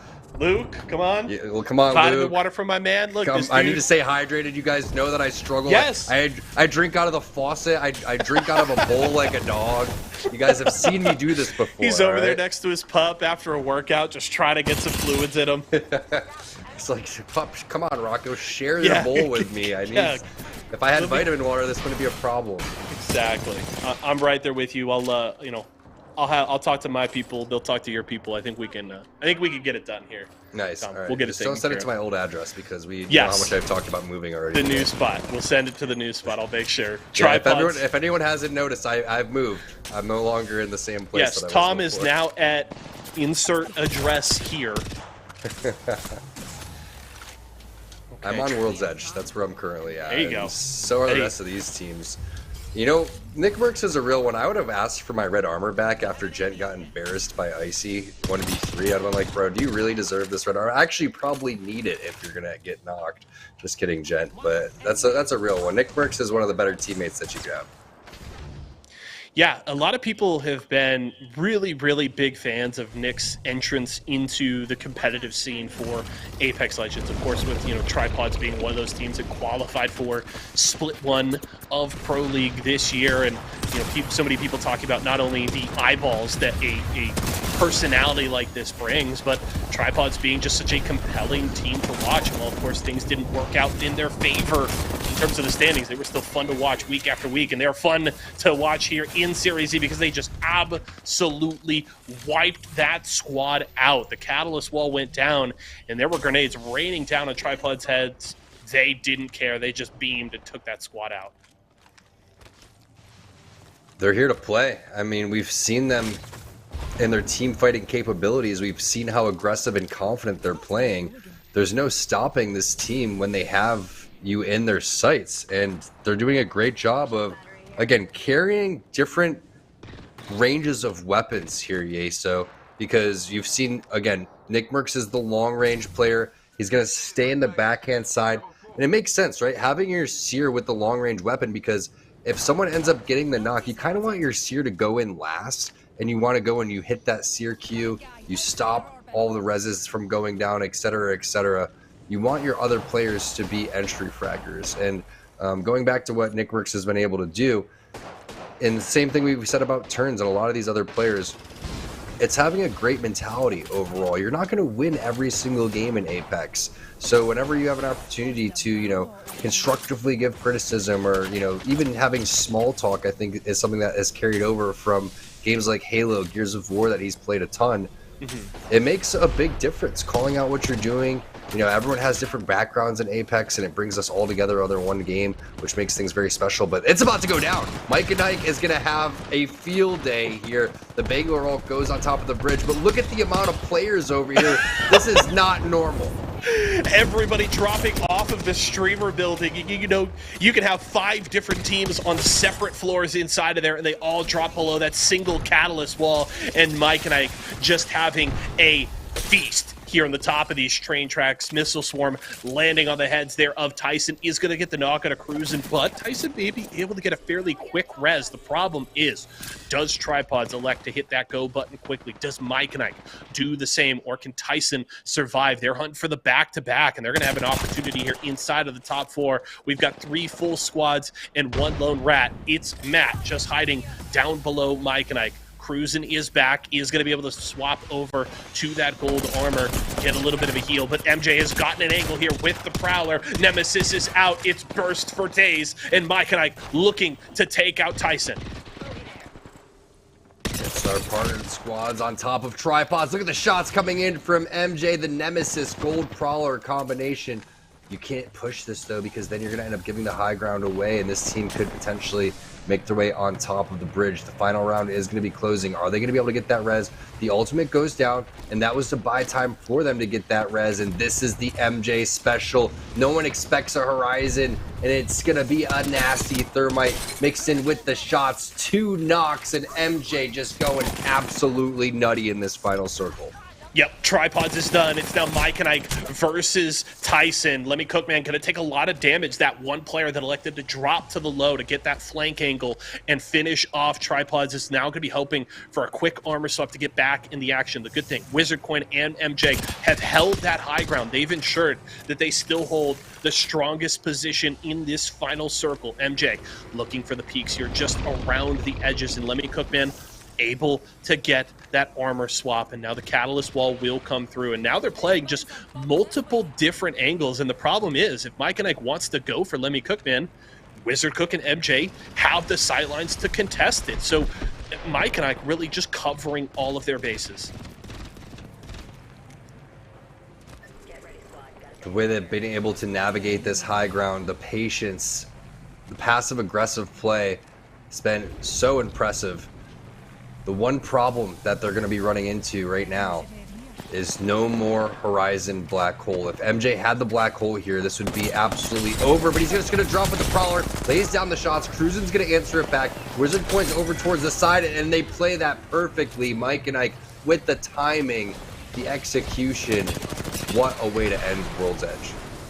That's so well played there from MJ, because on the Horizon, you aren't punished as hard on that drop, right? Your passive allows you to settle and fire much quicker. And while, if we're being honest, MJ really didn't get many shots off after landing on the ground before getting knocked, he was hitting his shots on the way down. The Prowler beam getting that player down to the smallest sliver of health. MJ got a ton of value out of that aggressive slide into the fight. And while he does go down first, the cleanup from Wizard Coin and Lemmy Cookman is on point. And they pick up a big fight win in that one. So well done for Mike and Ike as they pick up the W here. And that's 2 wins for the partnered teams here in our first half. They're looking good headed into Storm Point. Let's take a look, though, at our high-performance moment. It's actually a look at Tripods earlier on in this game, Tom.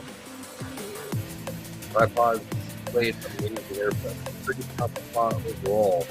But the amount of team fights that they've won is surely going to boost their stock on the Mobile One leaderboard, and Jet just doesn't miss when it comes to up range. Just close range, and just in general, the dude doesn't miss. I've loved the way that they've go through the order of operations of how to execute on a team fight, and they do it phenomenally. I mean, this was an amazing moment. There were so many great moments. The way that MJ was able to end Tripods' run, the way that they were able to win that final moment at the end game too. It's hard to even pick a Mobile One high performance moment because they were all highlights. Yeah, and this was just really good coordinated team fire from Tripods. And, you know, unfortunately, their opponents coming in kind of in that 1-by-1 order there just allowed, with good communication that Tripods have, right? These are all very well-seasoned players that have that top-level experience.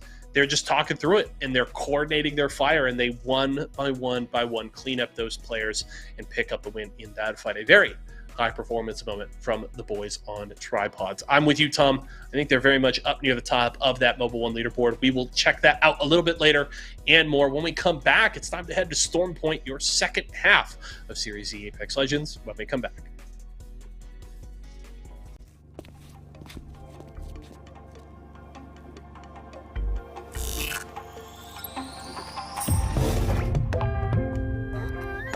Home sweet home.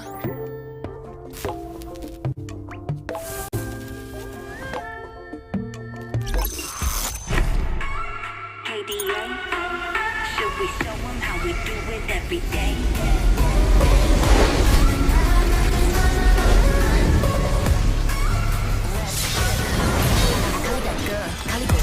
Kali gon' stop, Kali gon' work, Kali got a job, Kali got a work. 뜨거워 언제나 don't get burned. 넘쳐 흘러물 든 a buffet, 죽여주잖아 like a buffet. 누가 감히 on my hotbed, 문 열지 마 that's a rock day. 당겨봐 your mark 'cause I'm greater than. 필요 없는 시련들 다 보이네. But all of my numbers are talking back. 부르마 뭐 message monopoly. 눈종이 돌리나 물머니 필요 없대 너네들이 맞는 달릴 거 get it go get it go get it go 미션 눈을 못대 못해 그래 너도 get it 'cause I got it different. All I ever know is life upon the throne. 시작하면 끝을 보는 거야. You want more? No, I got it so deep down. You look like you could use some more. No, I got it in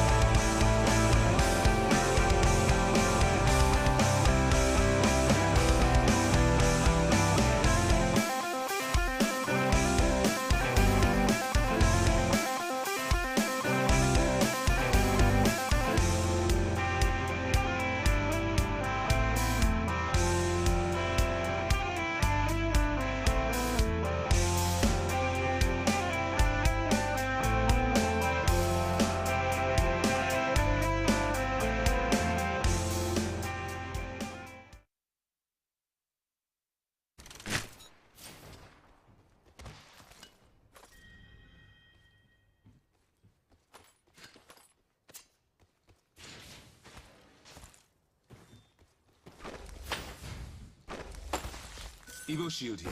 Level 2.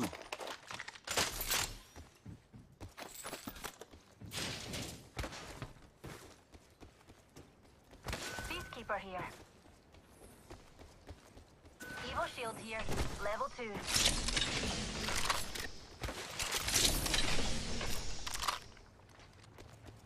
Fancy a wee stroll this way. Shotgun bolt here. Level 4. I could put that to use.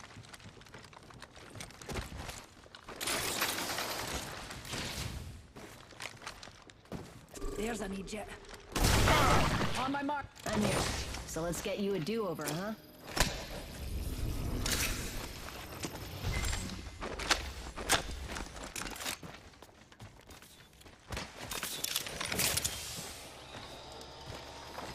Rampage here.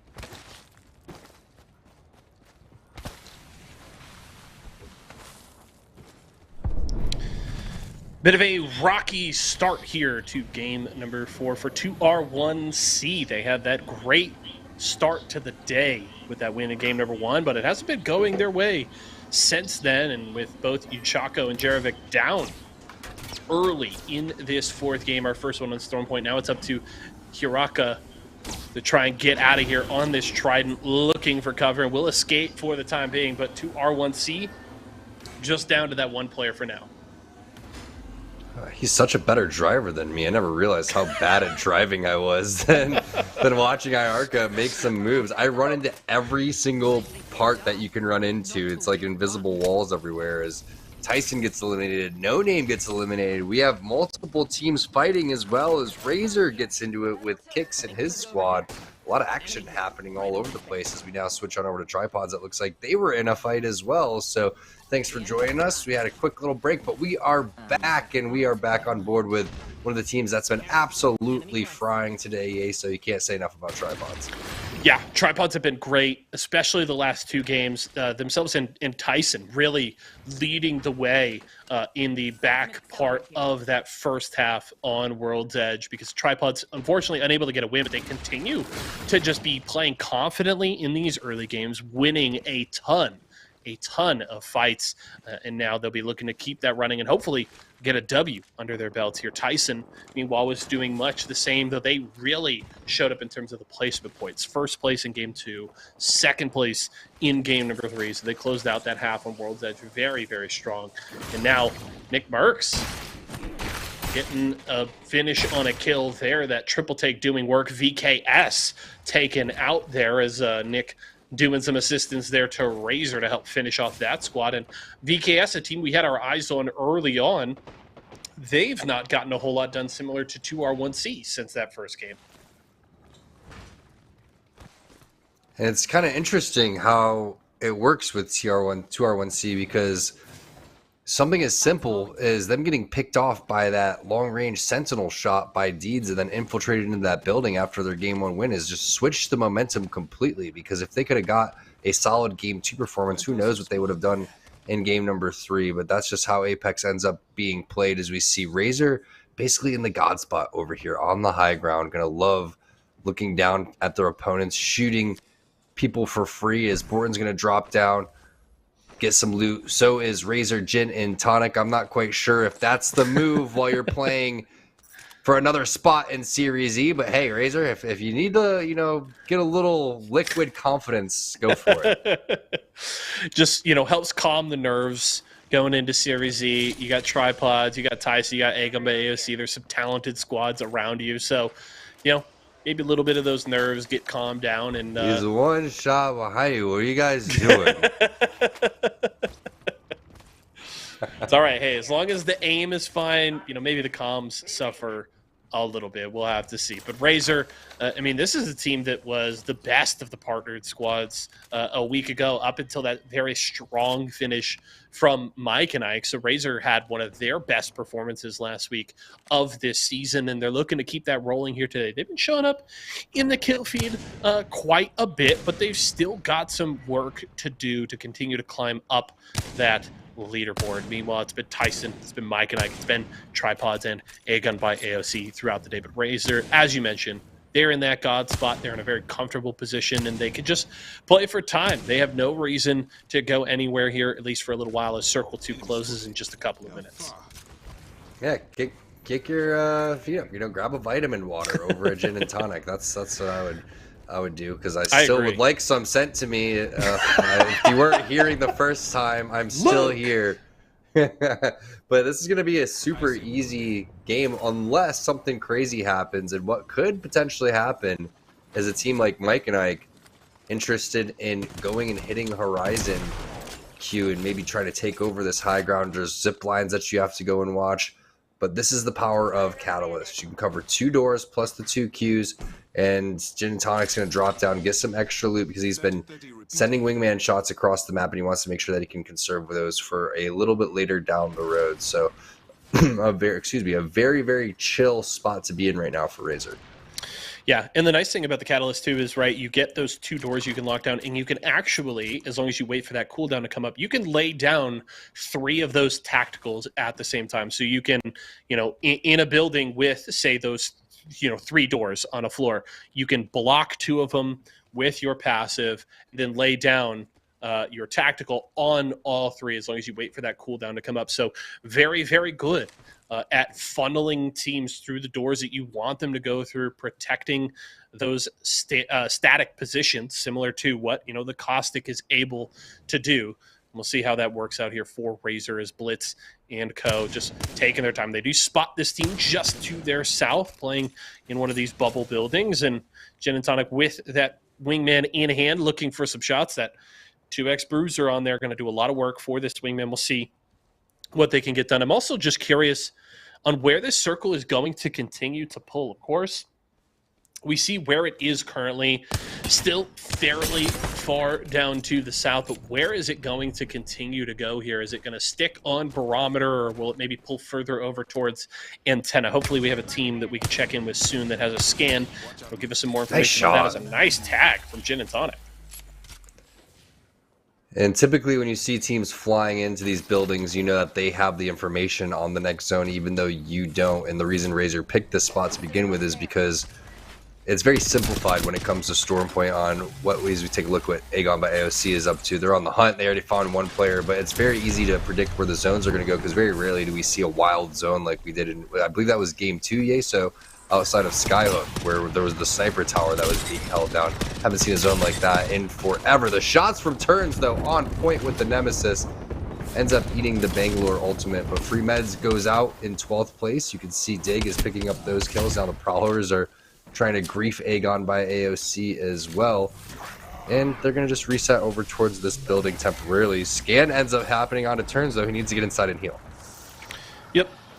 We'll be able to buy time, hit a sell, should be just fine. Drop in Gaming appears to be that squad in the area, and JQ does have that Wrecking Ball available. This building not maybe the best for it, but it's possibly an option here for JQ. Is going to get up onto the second floor. R99 ready to go and fully healed on that purple Evo. What is the play here for Drop-In Gaming? Somebody looks to peek JQ there up on the roof and is going to just tag them right in the dome here, and now just looking for these angles as Stomps needs to hit a bat. So this is an opportunity for Aegon if they want to go for the push, but Stomps will get that bat off, and Drop-In Gaming, they're just fine for right now, Tom.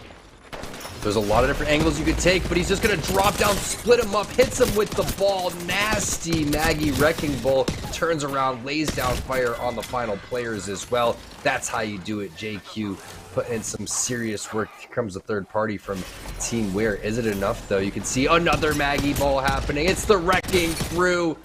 And it is just absolute chaos on this side of the map in Storm Point. You love to see how Aegon AOC was playing that slowly and patiently, but Dig was on top of it. Look at the window angles being taken, but the counter play coming in from Stunny. This is an amazing team fight. You're seeing so much skill just in these three squads alone.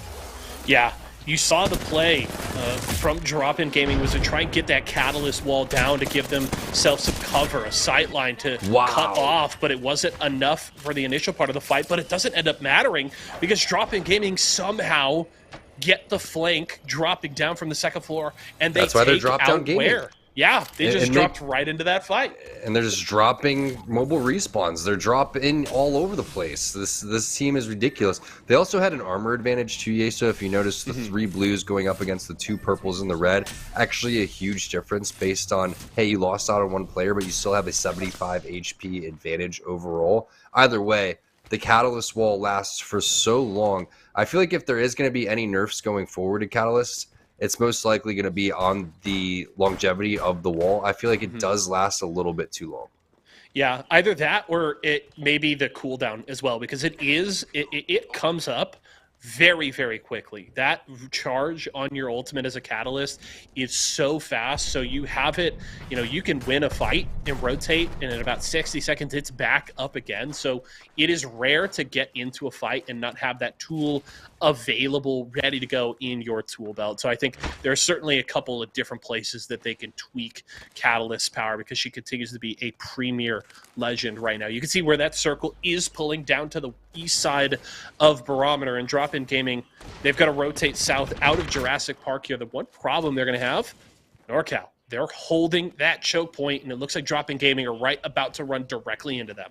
And they have all of their ultimate abilities, though, that they need, and they have the seer scans to boot. So this should be a pretty interesting fight. It's not easy to fight on top of these walls. You can see why the angles being taken here from Zell from NorCal. Very smart angles. They also have pretty solid armors, good weapons for this. The 2X on the Nemesis. My preferred scope, as you can see, Zell is just jiggle peeking in between the fence, doing whatever he can. But it's all about this Maggie Wrecking Ball if they can go and land it. Plus, you have the Catalyst cues there.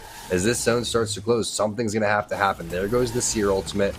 Double Seer ultimates coming through. Wall happening as well. I love the Arc Star play, but it doesn't look like it was able to land enough. Two players immediately being shot down. There's just no getting past this. Catalyst is so strong in holding these areas. Man, not only the wall coming through to maybe get some safety, but NorCal just laid down multiple Arc Stars on the door, and all of a sudden it's too late for Drop-In Gaming to pull away. JQ just gets nuked by multiple Arc Stars and the shots through that Catalyst wall, and Drop-In Gaming didn't have a chance. Well played by NorCal.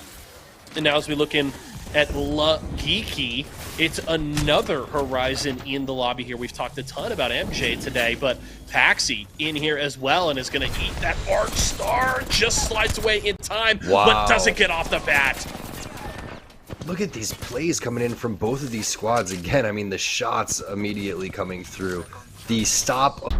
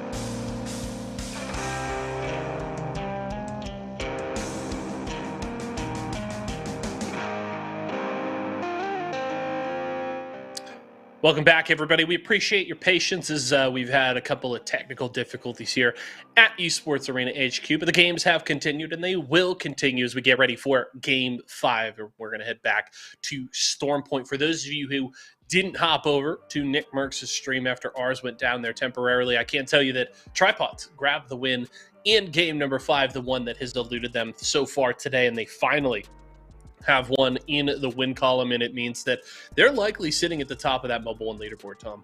It was only a matter of time, and it's interesting that it comes on Storm Point because they weren't able to get it done on World's Edge, and makes me wonder, were they, when we see this happen, Yeso, a lot of times the teams that are successful on Storm Point, they'll kind of string together a handful of different, really good games on Storm Point. The thing is about Storm Point, the zone, we talked about it before, is a lot more predictable, and teams really haven't, everyone really knows how to play World's Edge.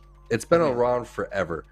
I still think people are trying to figure out Storm Point. Yes, they have it mastered. Yes, they're all pro players. Everyone's really good, but there's still a little bit to learn. So if you're a newer team, say like, Tripods, who, they're not the newest team out there, but it's an opportunity to say, hey, it's easier for us to do well on Storm Point than it is to be on World's Edge. The loot is better. The zone is easier to predict, so there's a lot of positives that come with it. Plus, they've been playing amazing all day.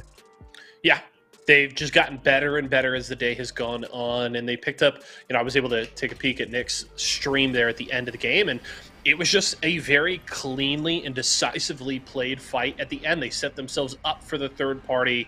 They laid down all of their utility and just one by one clean up the remaining players and take a very impressive win. So Tripods keep it rolling, and now we'll have to see, with 2 games remaining, we've had these teams today that have been consistent and showing up really strong. It's been Tripods, Mike and Ike, Tyson, Aegon by AOC, and now with Tripods getting the win, have they separated themselves from the pack? Are they going to start to maybe run away with this? Or can we see that response from Mike and Ike Tyson and Aegon to bring this one back and make it close at the end of the day? Professional flyer Nick Merckx over here just going as far into Cenote Caves as possible as we see the first 50-50 taking place. Turns, gets the drop onto Mikey. He's got the L-Star in hand. Running out of ammo, though, as you can see another flank coming in from Forrest. He's got the Mozambique, and Ascendant goes down by the hands of Aegon. Really nice, clean team fight again. Whenever you're playing over towards this landing spot, you have to get into the middle immediately. You can't land down low, make your way up over towards the ramps, because you can see how good these head glitches are where Force is, right? If you are stuck down in this area here, you only get 2 bins on each side. You get this little loot over towards the bottom, and then you have to make your way up towards the middle. It seems like that's where the mistake was made, and Aegon took advantage of that. Yep, well played, and getting that gold knock there is going to be quite the boon here. You were talking about it earlier, right? That gold res on the Bangalore, when you can lay down the smokes, cut off the visibility, and then res your teammates. It's going to be very, very good there for Aegon by AOC, and of course getting that early fight win under their belt, going to be very nice for them here on this Storm Point. We check in with MPA, and they've got some early action of their own, trying to peek through these doors. Audavant there is going to get taken down. That's going to be big trouble, but they are going to come out with the win. La Geeky finished off an MPA with an early fight win of their own, and now let's check in with Mike and Ike. What have MJ and the rest of the squad got going? They already have great armors, too, on the Mike and Ike side. The game literally just started, and they're cooking, as we see Lemmy Cookman making his way over towards the zip line. And you're going to see the Seer ultimate is just on the outskirts of where they're playing. But now comes the pressure, the climb up directly onto Lemmy Cookman. He shuts the door on his teammate, not quite sure if that's what he wanted. Wizardcoin's going to back off now. MJ is by himself on the outside. Scan happens, but it's just a little bit too late, as the battery's already been hit. And this is where you have to kind of play around what MJ is doing, because his black hole is going to be huge for this team play. Yeah, Skyward Dive not available for Mike and Ike, so if they want to retreat, it is going to exclusively be by foot here. MJ going to drop that gravity lift to cut off that push from this other team, and now they have to clear out these catalyst traps to get out of the area, and it looks like it's going to be the full retreat here for Mike and Ike for the time being, and a third party in the area as well. No Name has arrived. They're going to find Flesh on a one. That's Wow. Wizard Coin going down, and now they're in trouble. Chickus getting shot a couple of times there, but that Nemesis showing up strong with that 2 to 4 on it as they get that initial knock on the members of Mike and Ike, but they're going to have to back away. So Mike and Ike thankful that that team they were fighting gives them maybe a little bit of safety for the time being. Just a little bit, but they did get knocked. I think that the res ended up going on to Wizard Coin too. Denpride taking a lot of damage. Purple Dragon getting eliminated by Kodagami and the Cruisin' Squad. Wow, a lot of action already. Yeah, and important to note that Chickus actually ended up getting full credit now for that kill. So Wizard Coin did get finished off. They actually weren't able to go for that res. So that means Mike and Ike fighting down a player for the time being, and No Name looking for some safety. Chickus considering dropping this catalyst wall to give themselves some cover, is just going to back away. Meanwhile, elsewhere, 2R1C in a fight with Drop-In Gaming as Jerovic able to get the knock there onto Stunny, and No Name looks like they want to go for the Skyward Dive. They're going to get out of here. They're going to start that rotation as that round 1 circle is closing.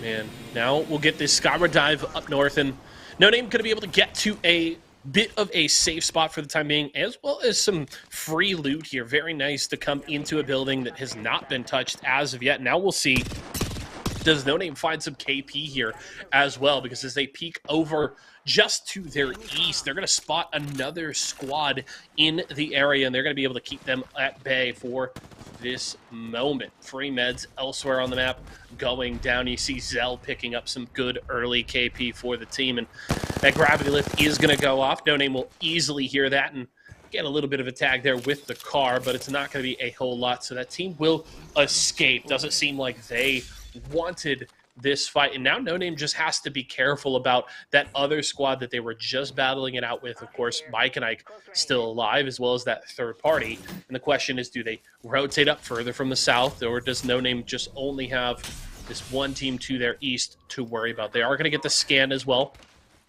onto some other players, and they're just going to bide their time here. They're comfortable. They'll continue to loot things up in this No Name POI and keep things working. Aegon by AOC, as we check back in with him, they're up north. They are up at High Point right now, and they seemingly have maybe found their next victims, because Force has taken the roof on this building, and Orioles is going to look to possibly get a scan to give the team here a little bit more information, and they're going to group up in this building, see what they can do about this squad just south of High Point.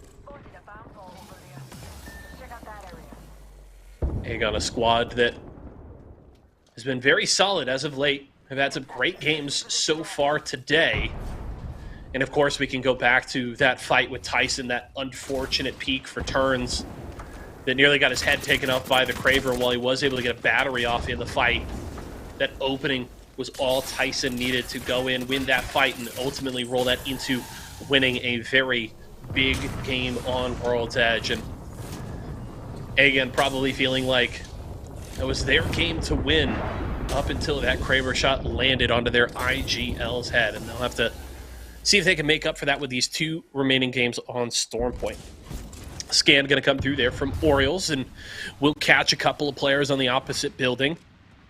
Grenade to come out to try and clear that door and maybe give Aegon some sightlines across this bridge to threaten these players, but another scan will come through, and if Orioles can get a couple of Voltic cells in there, could give them that exhibit available once again to continue to grab information. As you see in your kill feed, 2R1C going down. Uchako, Hiraka, Jerovic taken out once again. Man, this team, you know, we were giving them a lot of praise after that first game performance, and in my opinion, rightfully so.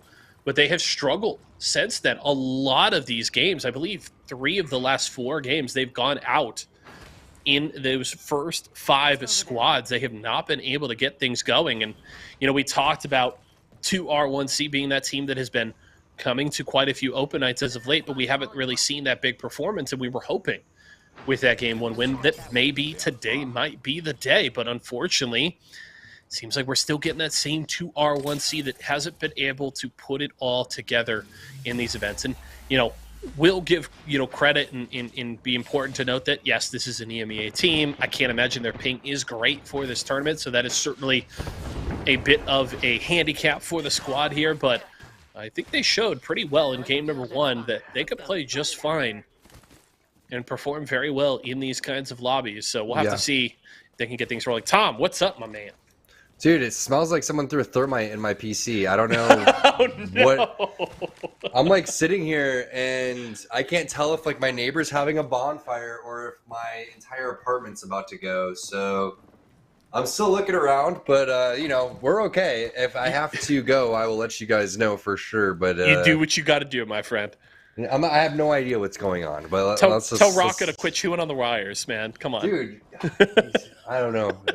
He's always up to no good in the neighborhood. But my setup is pretty janky over here, so I had to check to make sure like no wires were like dangling and like doing some crazy stuff. But I think that was a pretty good point. Also, one of the things about the R2R1C squad is it's late over there, right? I mean, think about it, aren't they like 6 to 8 hours ahead of us? So they're playing at like 4 in the morning. So when we started, and we've had some technical difficulties which have added to the delays, and that doesn't help when it's like 4 in the morning and you're exhausted, right? Yeah. So I feel like that's more than anything. They're used to playing on bad ping, and they train on the NA servers all the time. I think that it was just kind of a testament to how late it is getting over there as we see MPA making their move. This was a team that's had some success today as well, and it looks like they're having some success in game number 5. Yep, and I will say, regardless of the result, I respect the hustle. Uchako, Hiraka, Jaravik out here trying to get better, trying to get some cash in their pocket, compete with some solid North American squads, and we'll see if maybe Game 6, maybe they can bookend the day with a couple of wins and end on a high note. But they're done for game number 5, and MPA, as you mentioned, a team that has had some solid showing so far today, maybe looking for that capstone, looking for that win of their own to really put the cherry on top of this performance. And they're looking to work their way down or up north a little bit. They're going to get up this hill. They're headed out over towards High Point here from the wall, playing on that northern side of the zone. And we'll see what kind of teams they run into up here, because, of course, earlier we were checking in with Aegon by AOC that was set up in this area, and they might be ready and waiting for this team. I'm exhausted just looking at them running up this hill. Like, just imagine how tiring that would actually be, like starting at the bottom and having to make your way all the way up. I would definitely be Valkyrie if I had to pick anybody, because there's no way I'm walking on foot. As we see where a couple of our teams that are playing on the outer edge are. If we get an opportunity, I'm not sure if I missed it, if production could pull up the map, I would love to see kind of where everybody's located and where the zone's going to be, because I was a little bit distracted while this game was going on. Apologies on my end. But it looks like a lot of teams are playing the edge still. You can see a lot of congestion directly in the middle, and then over on the east side, a couple of teams are going to have to make their way in. Kodagami and their squad, they're still in. You can see a little sliver of that building Yeso is in, and then the big team gatekeeping right now is going to be Aegon by AOC over towards the southern side. Over towards the west side, you're going to have a little bit of a free reign happening for Team Intel, etc. Tripods are going to come and meet them over there very shortly. And then all the way over towards the southern side, that's where you're going to see the rotation coming in from Team Mike and Ike. So look at all through that choke right there, Yeso, where Team Razor is. That's going to see so much action. Yeah, it's going to get very busy in there very quickly. We also have to be careful here for Intel, because Tripod's rotating directly into them right now at the wall. So we'll have to see if any action breaks out over there. And of course, as soon as we check in, they've broken shields on one player, and they're looking for more. Jet going to stop. Hit the bat here as Deeds tosses out the ultimate. Jet very nearly going down there as Intel was able to find just a sliver of an angle to get some shots there onto the Catalyst player for Tripods. Meanwhile, Deeds playing around these corners.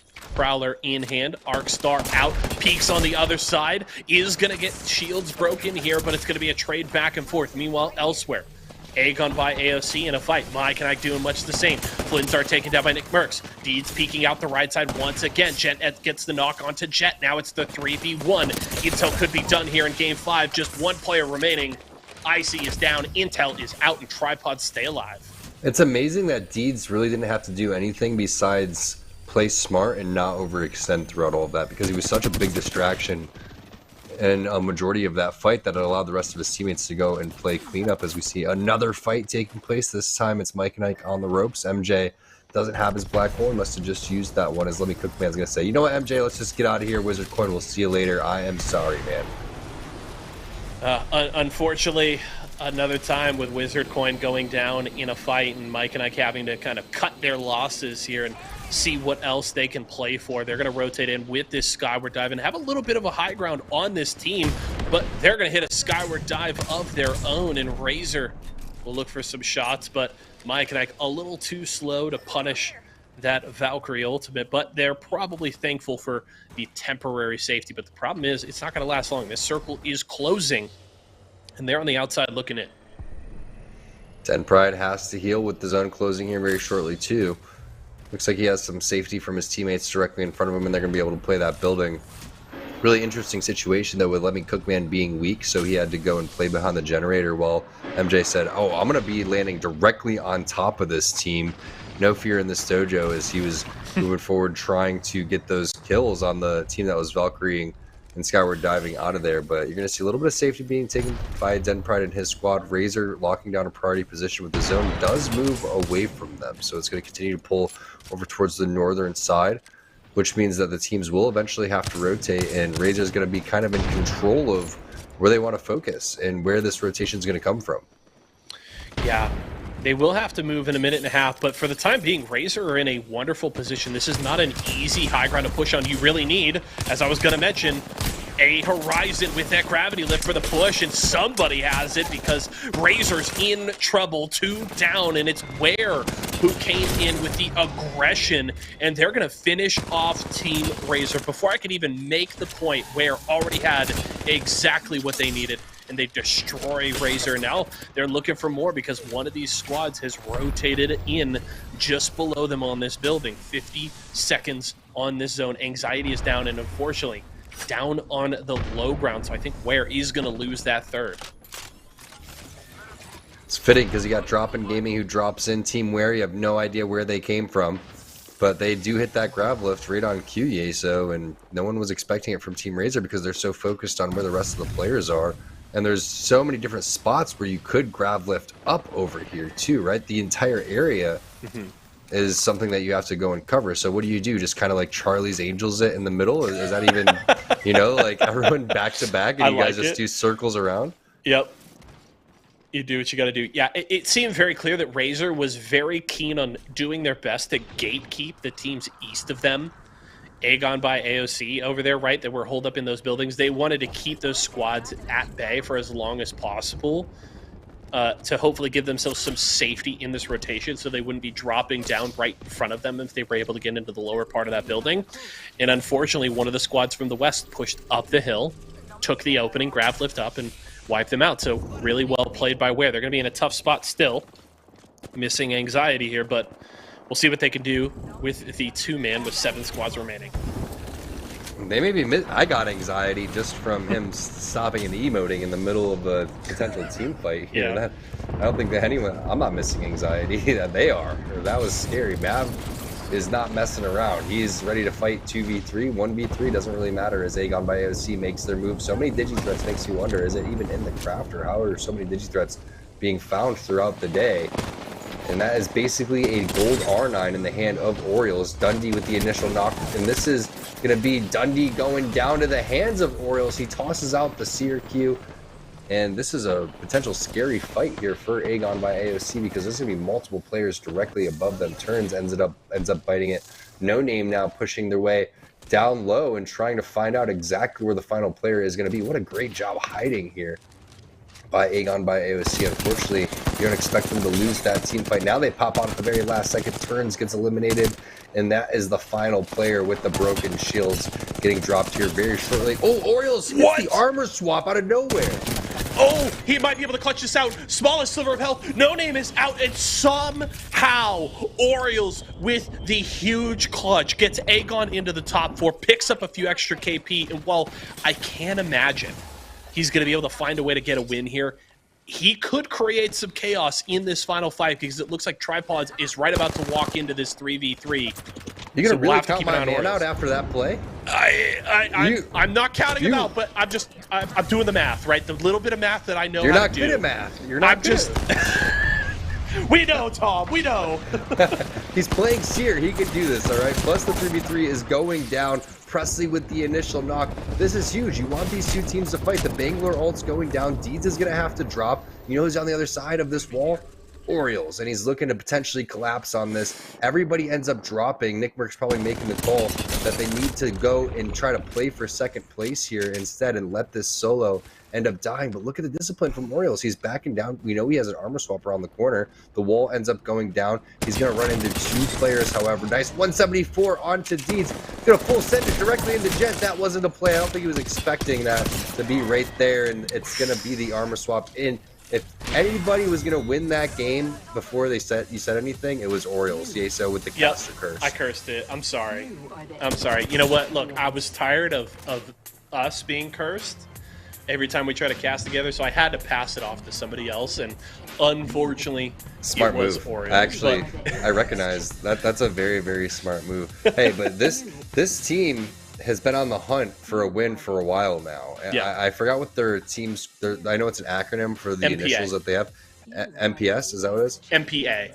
MPA. They have been just on the cusp of winning so many different times, right? They've had so many different times where they've put up huge numbers in team fights. They've mopped teams. Remember the RE45 that Matt had when we saw that zone that happened over towards Skyhook?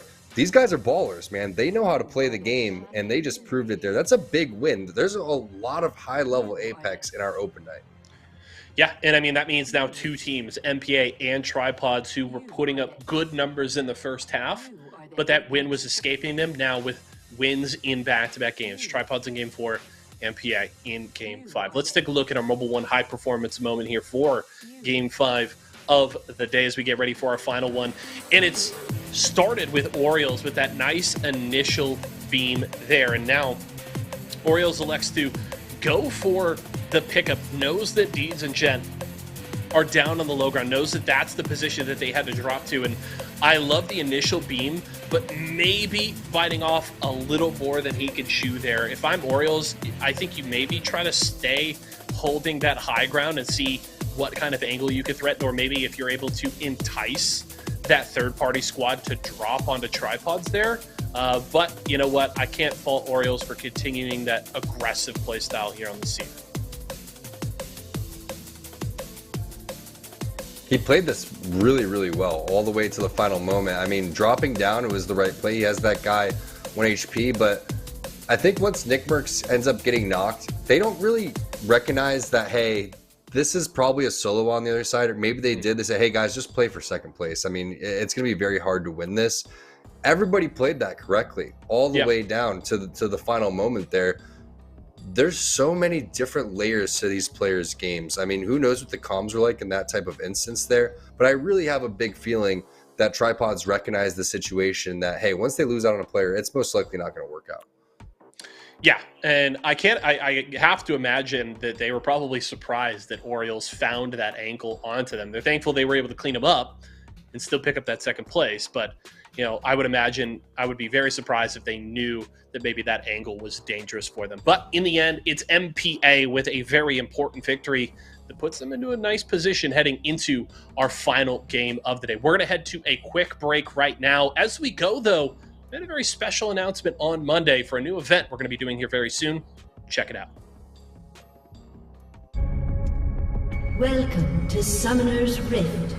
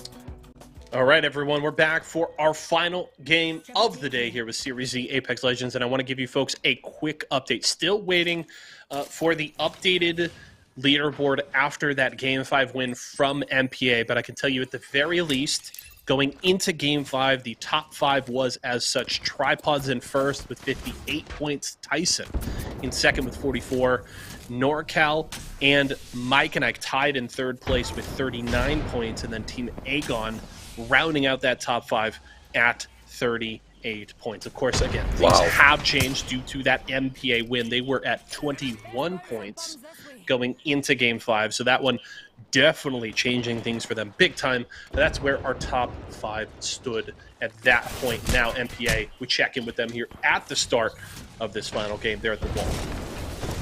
Yeah, the wall's such an interesting spot to fight because you know what happens when there's two teams. It's the standoff kind of over by the bridge. One team wants to push the other, but there's usually a third party that lands inside the actual wall area that just sits at the doors and stares at this fight waiting for knocks to actually happen. And that's usually my squad. We're the team that, no guys, just hide. Wait for your opportunity. And then it never comes because both these teams end up not fighting. So obviously there isn't a third team over towards the right-hand side, but it's going to be Audubon going down. Look at the shots from Reptilian. The dude's an absolute animal. Literally can't finish off the final player. And it looks like it's going to be a little knockdown shield battle that Paxi is not going to lose.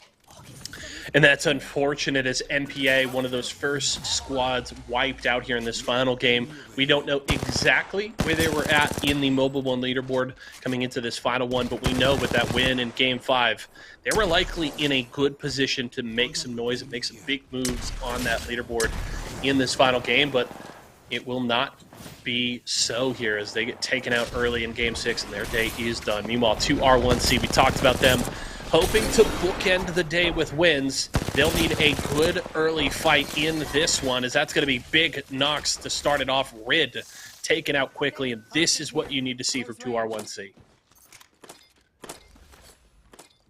Looks like they aren't tired. They're ready to go. The thing is, they just want to win the first and last game. That's all they're here to do, and they're on pace to go and do so. And if you're new to Series E or Apex Legends when it comes to the final games in these instances, teams play incredibly fast-paced because they recognize the math and they need to go and try to place inside the money. So they, for example, if you're in first or second place, maybe in that top 5 area, you're going to slow play. You're going to wait for that kill feed to kind of let itself play out. But other than that, everybody else is full sending.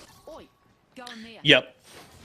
When you're on the bottom half of that leaderboard, you're looking to just make something happen, make that last game worthwhile, and we'll see if anybody can get that going. We're taking some shots there at Tyson, I believe, as they were looking to take that redeploy and get a bit of a rotation. Meanwhile, we see Ware grab lifting up to the top of the same building we saw them doing so in our previous game when they unseated Razor from this position as those final circles were starting to close, and we're looking to send it onto a different team with that black hole, and weren't able to get it. Team able to drop down to the low ground, retreat to some form of safety. It's actually still Tyson. So Tyson hit that balloon, rotated to this building, and Ware said, hey, you didn't get all that far. We'll come and get you over here as well. And with Stankini down, this is looking really good for Ware. Tyson in trouble. They have their number right now. It's a 3v1, plus they know where the final player is going to be. Nice job sliding out. The shots are going to land. One knock happening on the other side. I like the play from Anxiety to back off just in case that he needs to go and hit the scans for the third party, figure out where these players are going to come from. Great send right there from Ware. That's twice we've seen them take really clean fights in these buildings. The PK shot's looking clean for Myarka as well. But what a great play by the opponent, sitting on the opposite side there. This is inside of the mill. The battery is going to go and connect, and Sunny gets knocked by Drovic, as you see two players extremely weak from 2R1C. Basically no health meds, playing just off of their shields alone, but it doesn't matter. They're still going to full send this one. One more player remaining. We've seen this in the past, but the third party is here. Dropping Gaming, getting thirded by the Tripods. Perfect timing by the team on your screen. Armors on top of armors now. Purple upgrades from blue. Gold still in the hands of Nick Merckx, and 6 separate loot boxes to pick through. Yep. Unfortunately, the bookend dream dies there with 2R1C as their day is done, and Tripods with just a perfectly timed third party there. Even if 2R1C wins that fight and takes a stunny, Tripods would have easily cleaned them up. And now, as you mentioned, all that loot available for the picking for Tripods as we head over to Razor. In fact, they're in Jurassic Park right now, in a bit of a fight, having to back away here as shots into the back of Morton will force out this battery, and they're just going to try and lay down some defenses here with that Catalyst tactical to give them information. If this team continues to follow, they are going to get scanned by a team with that survey beacon, but it looks like for the time being, Razor safe, able to back away, top off their health by their time. It's VKS on the chase, and they'll clean out these Catalyst tacticals, and they know where Razor is. The question is, do they send it? Do they continue to push forward, as it looks like it's going to be the Skyward Dive brought out there by Razor, and they're going to get out of dodge. Been so impressed with VKS, the way that they've been able to take team fights, the smart plays that they have, when to play aggressive, when not to, plus the caliber of teams that they're facing throughout the day. And when we were looking at these open teams originally, Yeso, we learned a lot today, let's be honest, about a lot of these players that we haven't really necessarily heard of. And that is, again, the point of Series E. You love to see it. So many players making a name for themselves. A lot of these guys coming from, the challenger circuit, playing up through ranked, putting together their ranked squads, and then showing up here. And you'd be surprised, man. Like, even if you have 3 really good players that just grind out in ranked, you could do really well in Series E. So get your squad together for the open nights. Make sure that you guys follow at Esports Arena on Twitter for all the updates. Definitely get in on the action. We're getting close to the end of Season 6 because, what that also brings? Qualifiers. Season 7. A new crop of Series E talent. So there will be plenty of opportunities if you want to get involved. Another one of those things that I've learned about one of our squads here today is Team Intel. Intel plays their first weekend of Pro League very, very soon, and they have had a rough go of it today. Only 16 points through the first 4 games, and I'll tell you what, this is a tough lobby. There's some really talented teams in here for sure. Pro League is going to be a very different story, so I need Team Intel. I'm hoping that they've, in scrims, in just their practice, maybe their rank grinds, that they've been leveling up, because this is not a great sign to me that they're going to start the Pro League split on the right foot, because this is not, the Pro League lobbies are going to be even more difficult than this, and it has been a struggle for them so far today. So I'm hoping Intel has something in their back pocket and that they really come out with a statement this weekend, because I'm rooting for these guys. We've got to watch them all season long, and I was so excited when I saw them qualify for Pro League. They've definitely still got to take advantage of that opportunity. As we check in with VKS, they want to chase down Intel. They want to pick up this KP. Let's see what they can do. Great shots here initially from Kikix. Going to back off the Seer. He's going to have to retreat to cover. Looks like Intel maybe wants to take the more aggressive approach. Them taking a lot of damage there. Flinzar going to drop the smokes and back away. Icy taken down. That's big trouble here for Intel. It's up to Flinzar and Jet. Yeah, this was a third party coming in too from the Tripods for the second time, and you can see Nick Merckx picks up one with the Scout. So there's a thirst from Jet. He gets involved with the R9, and now you know that there's going to be another Seer introduced here, plus another Catalyst. So there's going to be walls all over the place. There's going to be Seer Qs. Oh, nice shots from Deeds with the Prowler, putting in some serious damage. And Team Intel, you were just talking about how they didn't have the best performance today. Unfortunately, got caught in between a rock and a hard place. Didn't sense the third party coming, and now you have multiple teams on the case. Tripods just completely taking over this building.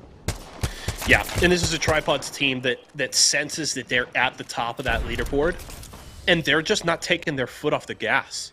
They want to really finish this day on a high note and not, leave that opening for other squads to catch up to them. They're going to end, those teams that are still available to challenge them on the leaderboard. They're going to personally end their day if they have the opportunity to do so. And I love to see it. Tripods playing confident, playing aggressive.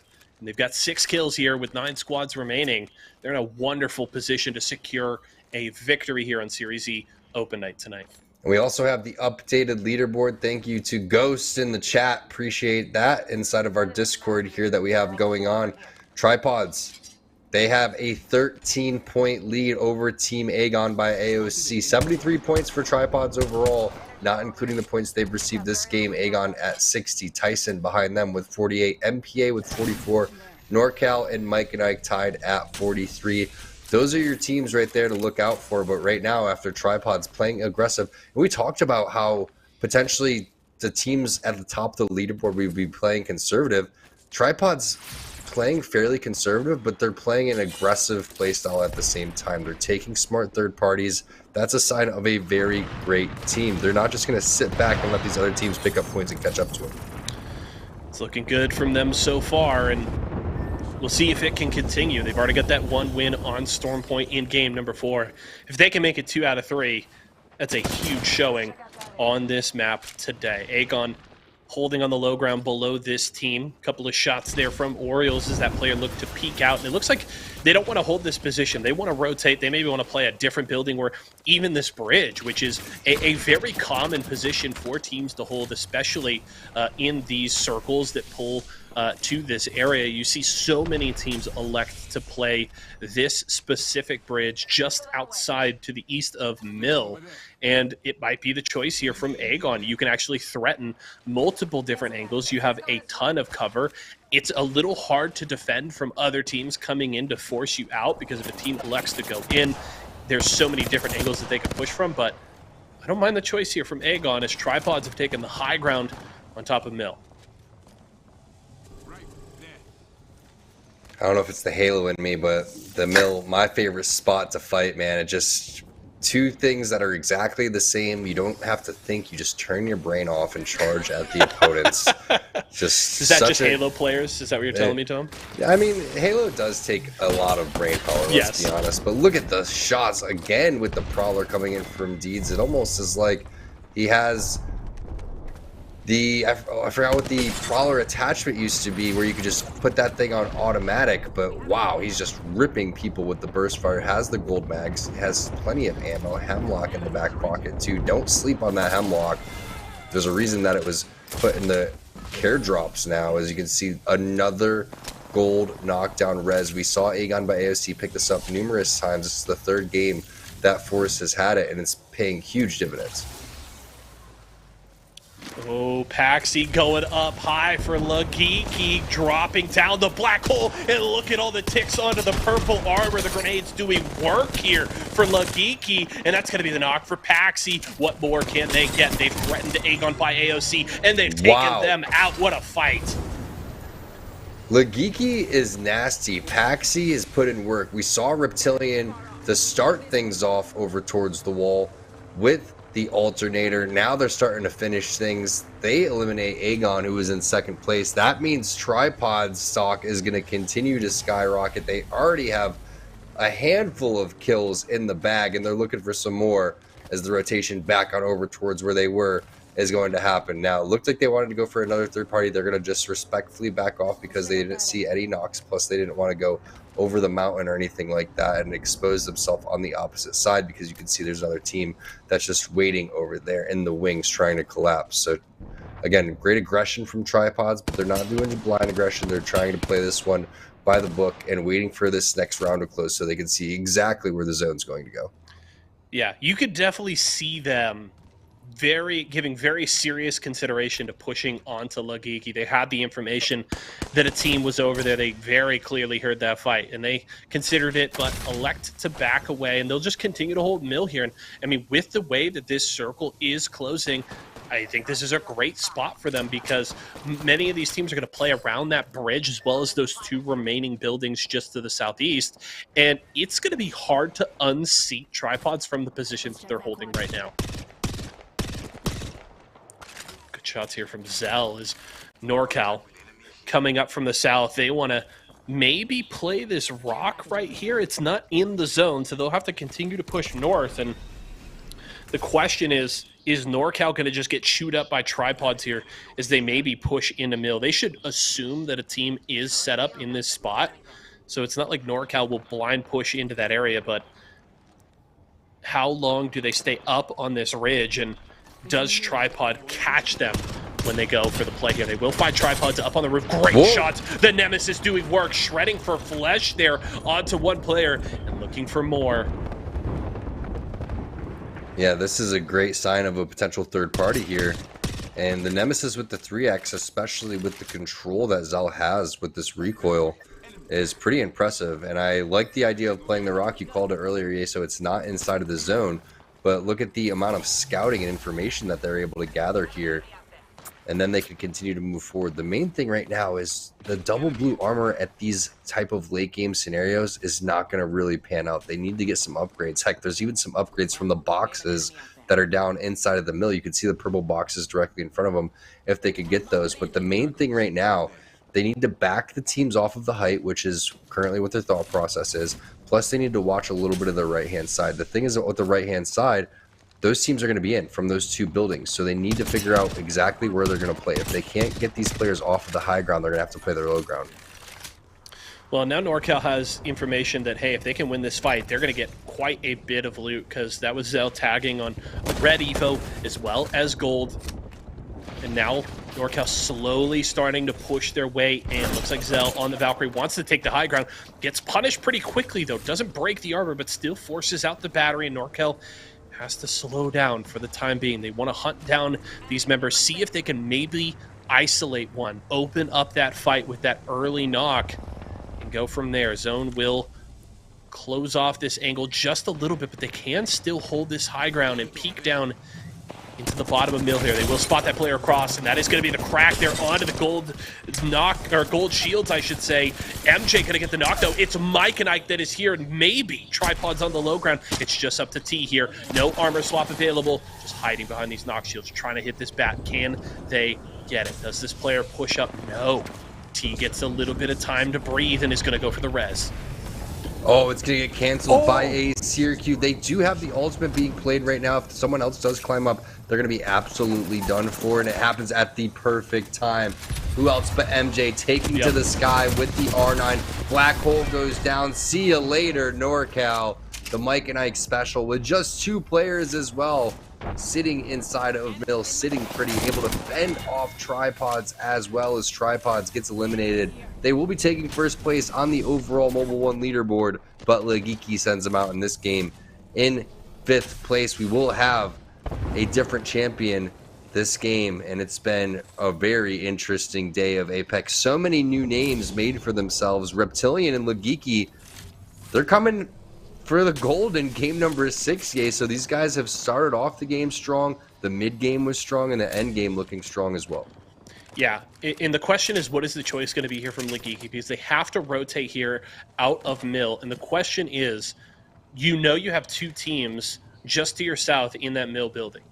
Do you use them fighting? Because it's almost definitely going to happen here. Do you use that fight as cover to rotate to a better position, or do you push in for the third party to try and take the KP? I think there's a couple of different ways that Legiki could play this, and right now they're holding in the area. They seemingly want to maybe take a fight here if they can find one. Smoke's laid down to give them cover here by Reptilian, and they're just biding their time. They're playing so slow, so patient, and you can see, you know, they don't exactly know where these players are, but we do. And you can see so many members of Razor, Mike and Ike, and others all stacked up on top of each other. It's going to be very, very busy here in Mill momentarily. Really smart play to utilize the smokes with the gold R9 so you can see the digi threat with the smoke and find the opponents that you're looking for. And if you really need to, Paxi could just send you to the high ground, and you could do, you know, a black hole and try to send it on maybe Team Razor down below. But why be the first team to fight in these type of instances, right? You know that there's 3 teams of 3 plus a duo. You can see the math on the right-hand side. Yeah, so I'm not sure if you know what 3 plus 3 plus 3 plus 2 is, but it's 11. So okay, cool. Thank you. So there's a duo Carry somewhere. the 1. And we yes. Yeah. Just use the calculator for that one. Whoever, you know, remember in school when they said we won't always have a calculator? Well, joke's on them, all right? We all have phones. I have one on my phone all the time. Miss Johnson didn't know anything. And you can see where Gin and Tonic is. He's kind of flirting with the idea of poking over towards where Reptilian is, but instead he's just going to try to toss out the Q. Double sear scans happening, so you can see how annoying it is to go and deal with. The Bangalore ultimate goes down. I love the way they're playing this patiently. You can see where the zone's going to be ending. It's not far from where they're at. The seer ultimate goes down for Goon, and Lagiki's playing this one by the book so far.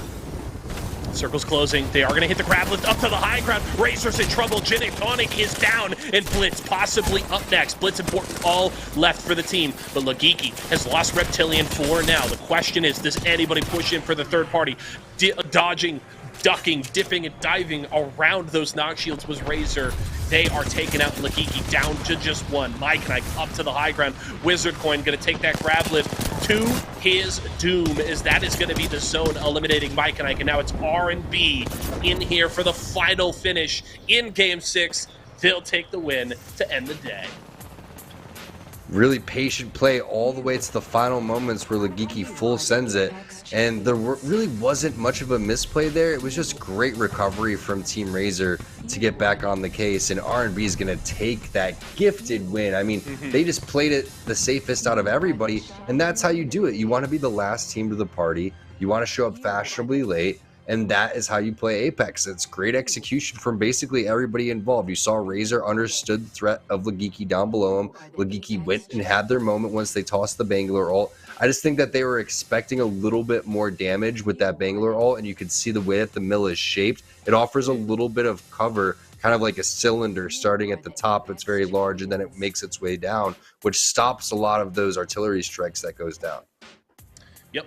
And they went for it. I love the choice there from Lagiki, and I think you made a great point. It wasn't as much a misplay as it was just Razor playing that out and in getting as much as they could, and they unfortunately go down, but we'll see how things shake out. Let's take another look at that finish with our final Mobile One High performance moment here of the day, and it's of course going to be a look at the end here. Lagiki taking the initial grab lift up here, and they get a very quick beam here on a Gin and Tonic, but the problem is Blitz and Borton focus down Reptilian here, and then it all goes wrong for Lagiki because Goon taking a ton of damage here.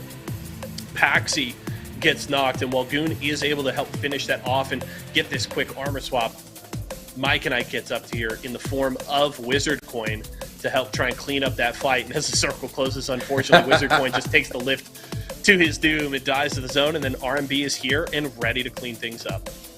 Yeah, that's a great call, Yeso. And again, Razor all being spread out there was the key for Lagiki not to be able to capitalize. As you can see, the grab lift goes down, and they have Gin and Tonic down immediately. The black hole, it takes him over towards the side, but it also takes the knockdown shield directly from Gin and Tonic, and he uses that to perfection. So now both of the players' knockdown shields are being used. That causes the second knock. Reptilian being focused down so quickly means that he wasn't able to smoke and use his digi threat. He's going to be the recovery player as well.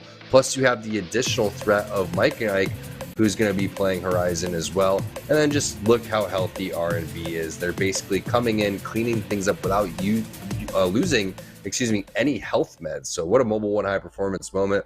What an open day here for Series E. So many talented players. Round of applause to you guys. Yeah, honestly, that was such a fun end to the day. We do have to, hats off to Tripods. I don't have the official number in front of me, but I think with a 13-point lead, getting very much into the late game there with quite a few kills, I think they were sitting at Agreed. The last count I saw was 10, maybe 11. So no way that Tripods doesn't take the win. But also do want to give credit to Aegon by AOC, Tyson, and Mike and Ike, three of our partnered squads that had really good days today, and even Razor with some solid performances mixed in there as well. The partnered squads showed up big time this Wednesday night, and it's very good to see. And surprisingly, Team Intel, the team that makes it into the Pro League, was the team that ended up having the worst performance, 17th place overall for Team Intel. That's not what you're looking for. We're rooting for them. We want to see them do good. Yes. Were they trying something different? Were they maybe, focused on what's going to happen this weekend? I just feel like this lobby was a little bit more competitive than they were expecting, and the level of Apex that we saw was absolutely phenomenal. Yeah, it was really good. It was really good. It was really fun. It was, a little chaotic, a little hectic, but we saw some just really solid moments in there, and great to see so many different teams having those big moments here today. That was very fun to watch. Your final official count as we wrap up: Tripods in first with 88 points. Team Aegon in second with 74. Mike and Ike jump up to third thanks to that last game with 52. Tyson in fourth place with 49, and then NorCal to round out that top five with 48. That was a hell of a day, Tom. As we wrap things up, any final words for everybody at home?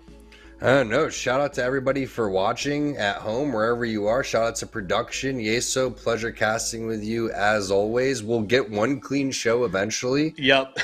We'll work on that. Shout out to all of our partners, all of our partnered squads, all of our teams that participated today, whether you were an open team or a pro team. Shout out to the Mia squad that came over. And I'm excited for this League of Legends announcement that we ended up seeing. I think that's Monday. Yeah, well, it's not happening just yet. It was announced on Monday. It's going to be next month. We're still working on hammering out the details in terms of date and format and all that kind of stuff. But I'll tell you what, Tom, we'll be in your DMs as soon as we have all those details official. We'll be calling you. Okay, don't you worry. Yes, and for the rest of you guys, if you're looking to get involved in Series E, now is the time. Make sure that you get involved in these open nights. There used to be only pro nights. Now it's a lot of open nights because of the format that's been happening for the Pro League and the scrims that have been taking place. So this is your opportunity, especially with the qualifications going up into the next season. Make sure you sign up. I'm all for it. That is going to do it for us tonight, Tom. As you said, always a pleasure, my friend. Looking forward to doing it again soon. As Tom said, if you want to get involved, if you need more info, esportsarena.com has you covered. You can check that out, as well as our Twitter feed for further information on our awesome League of Legends event partnered with Microsoft and Game Pass coming out very soon. For myself, though, Tom, the entire live broadcast crew, and everybody here at Esports Arena, thank you so much for hanging out with us here tonight. We'll see you tomorrow.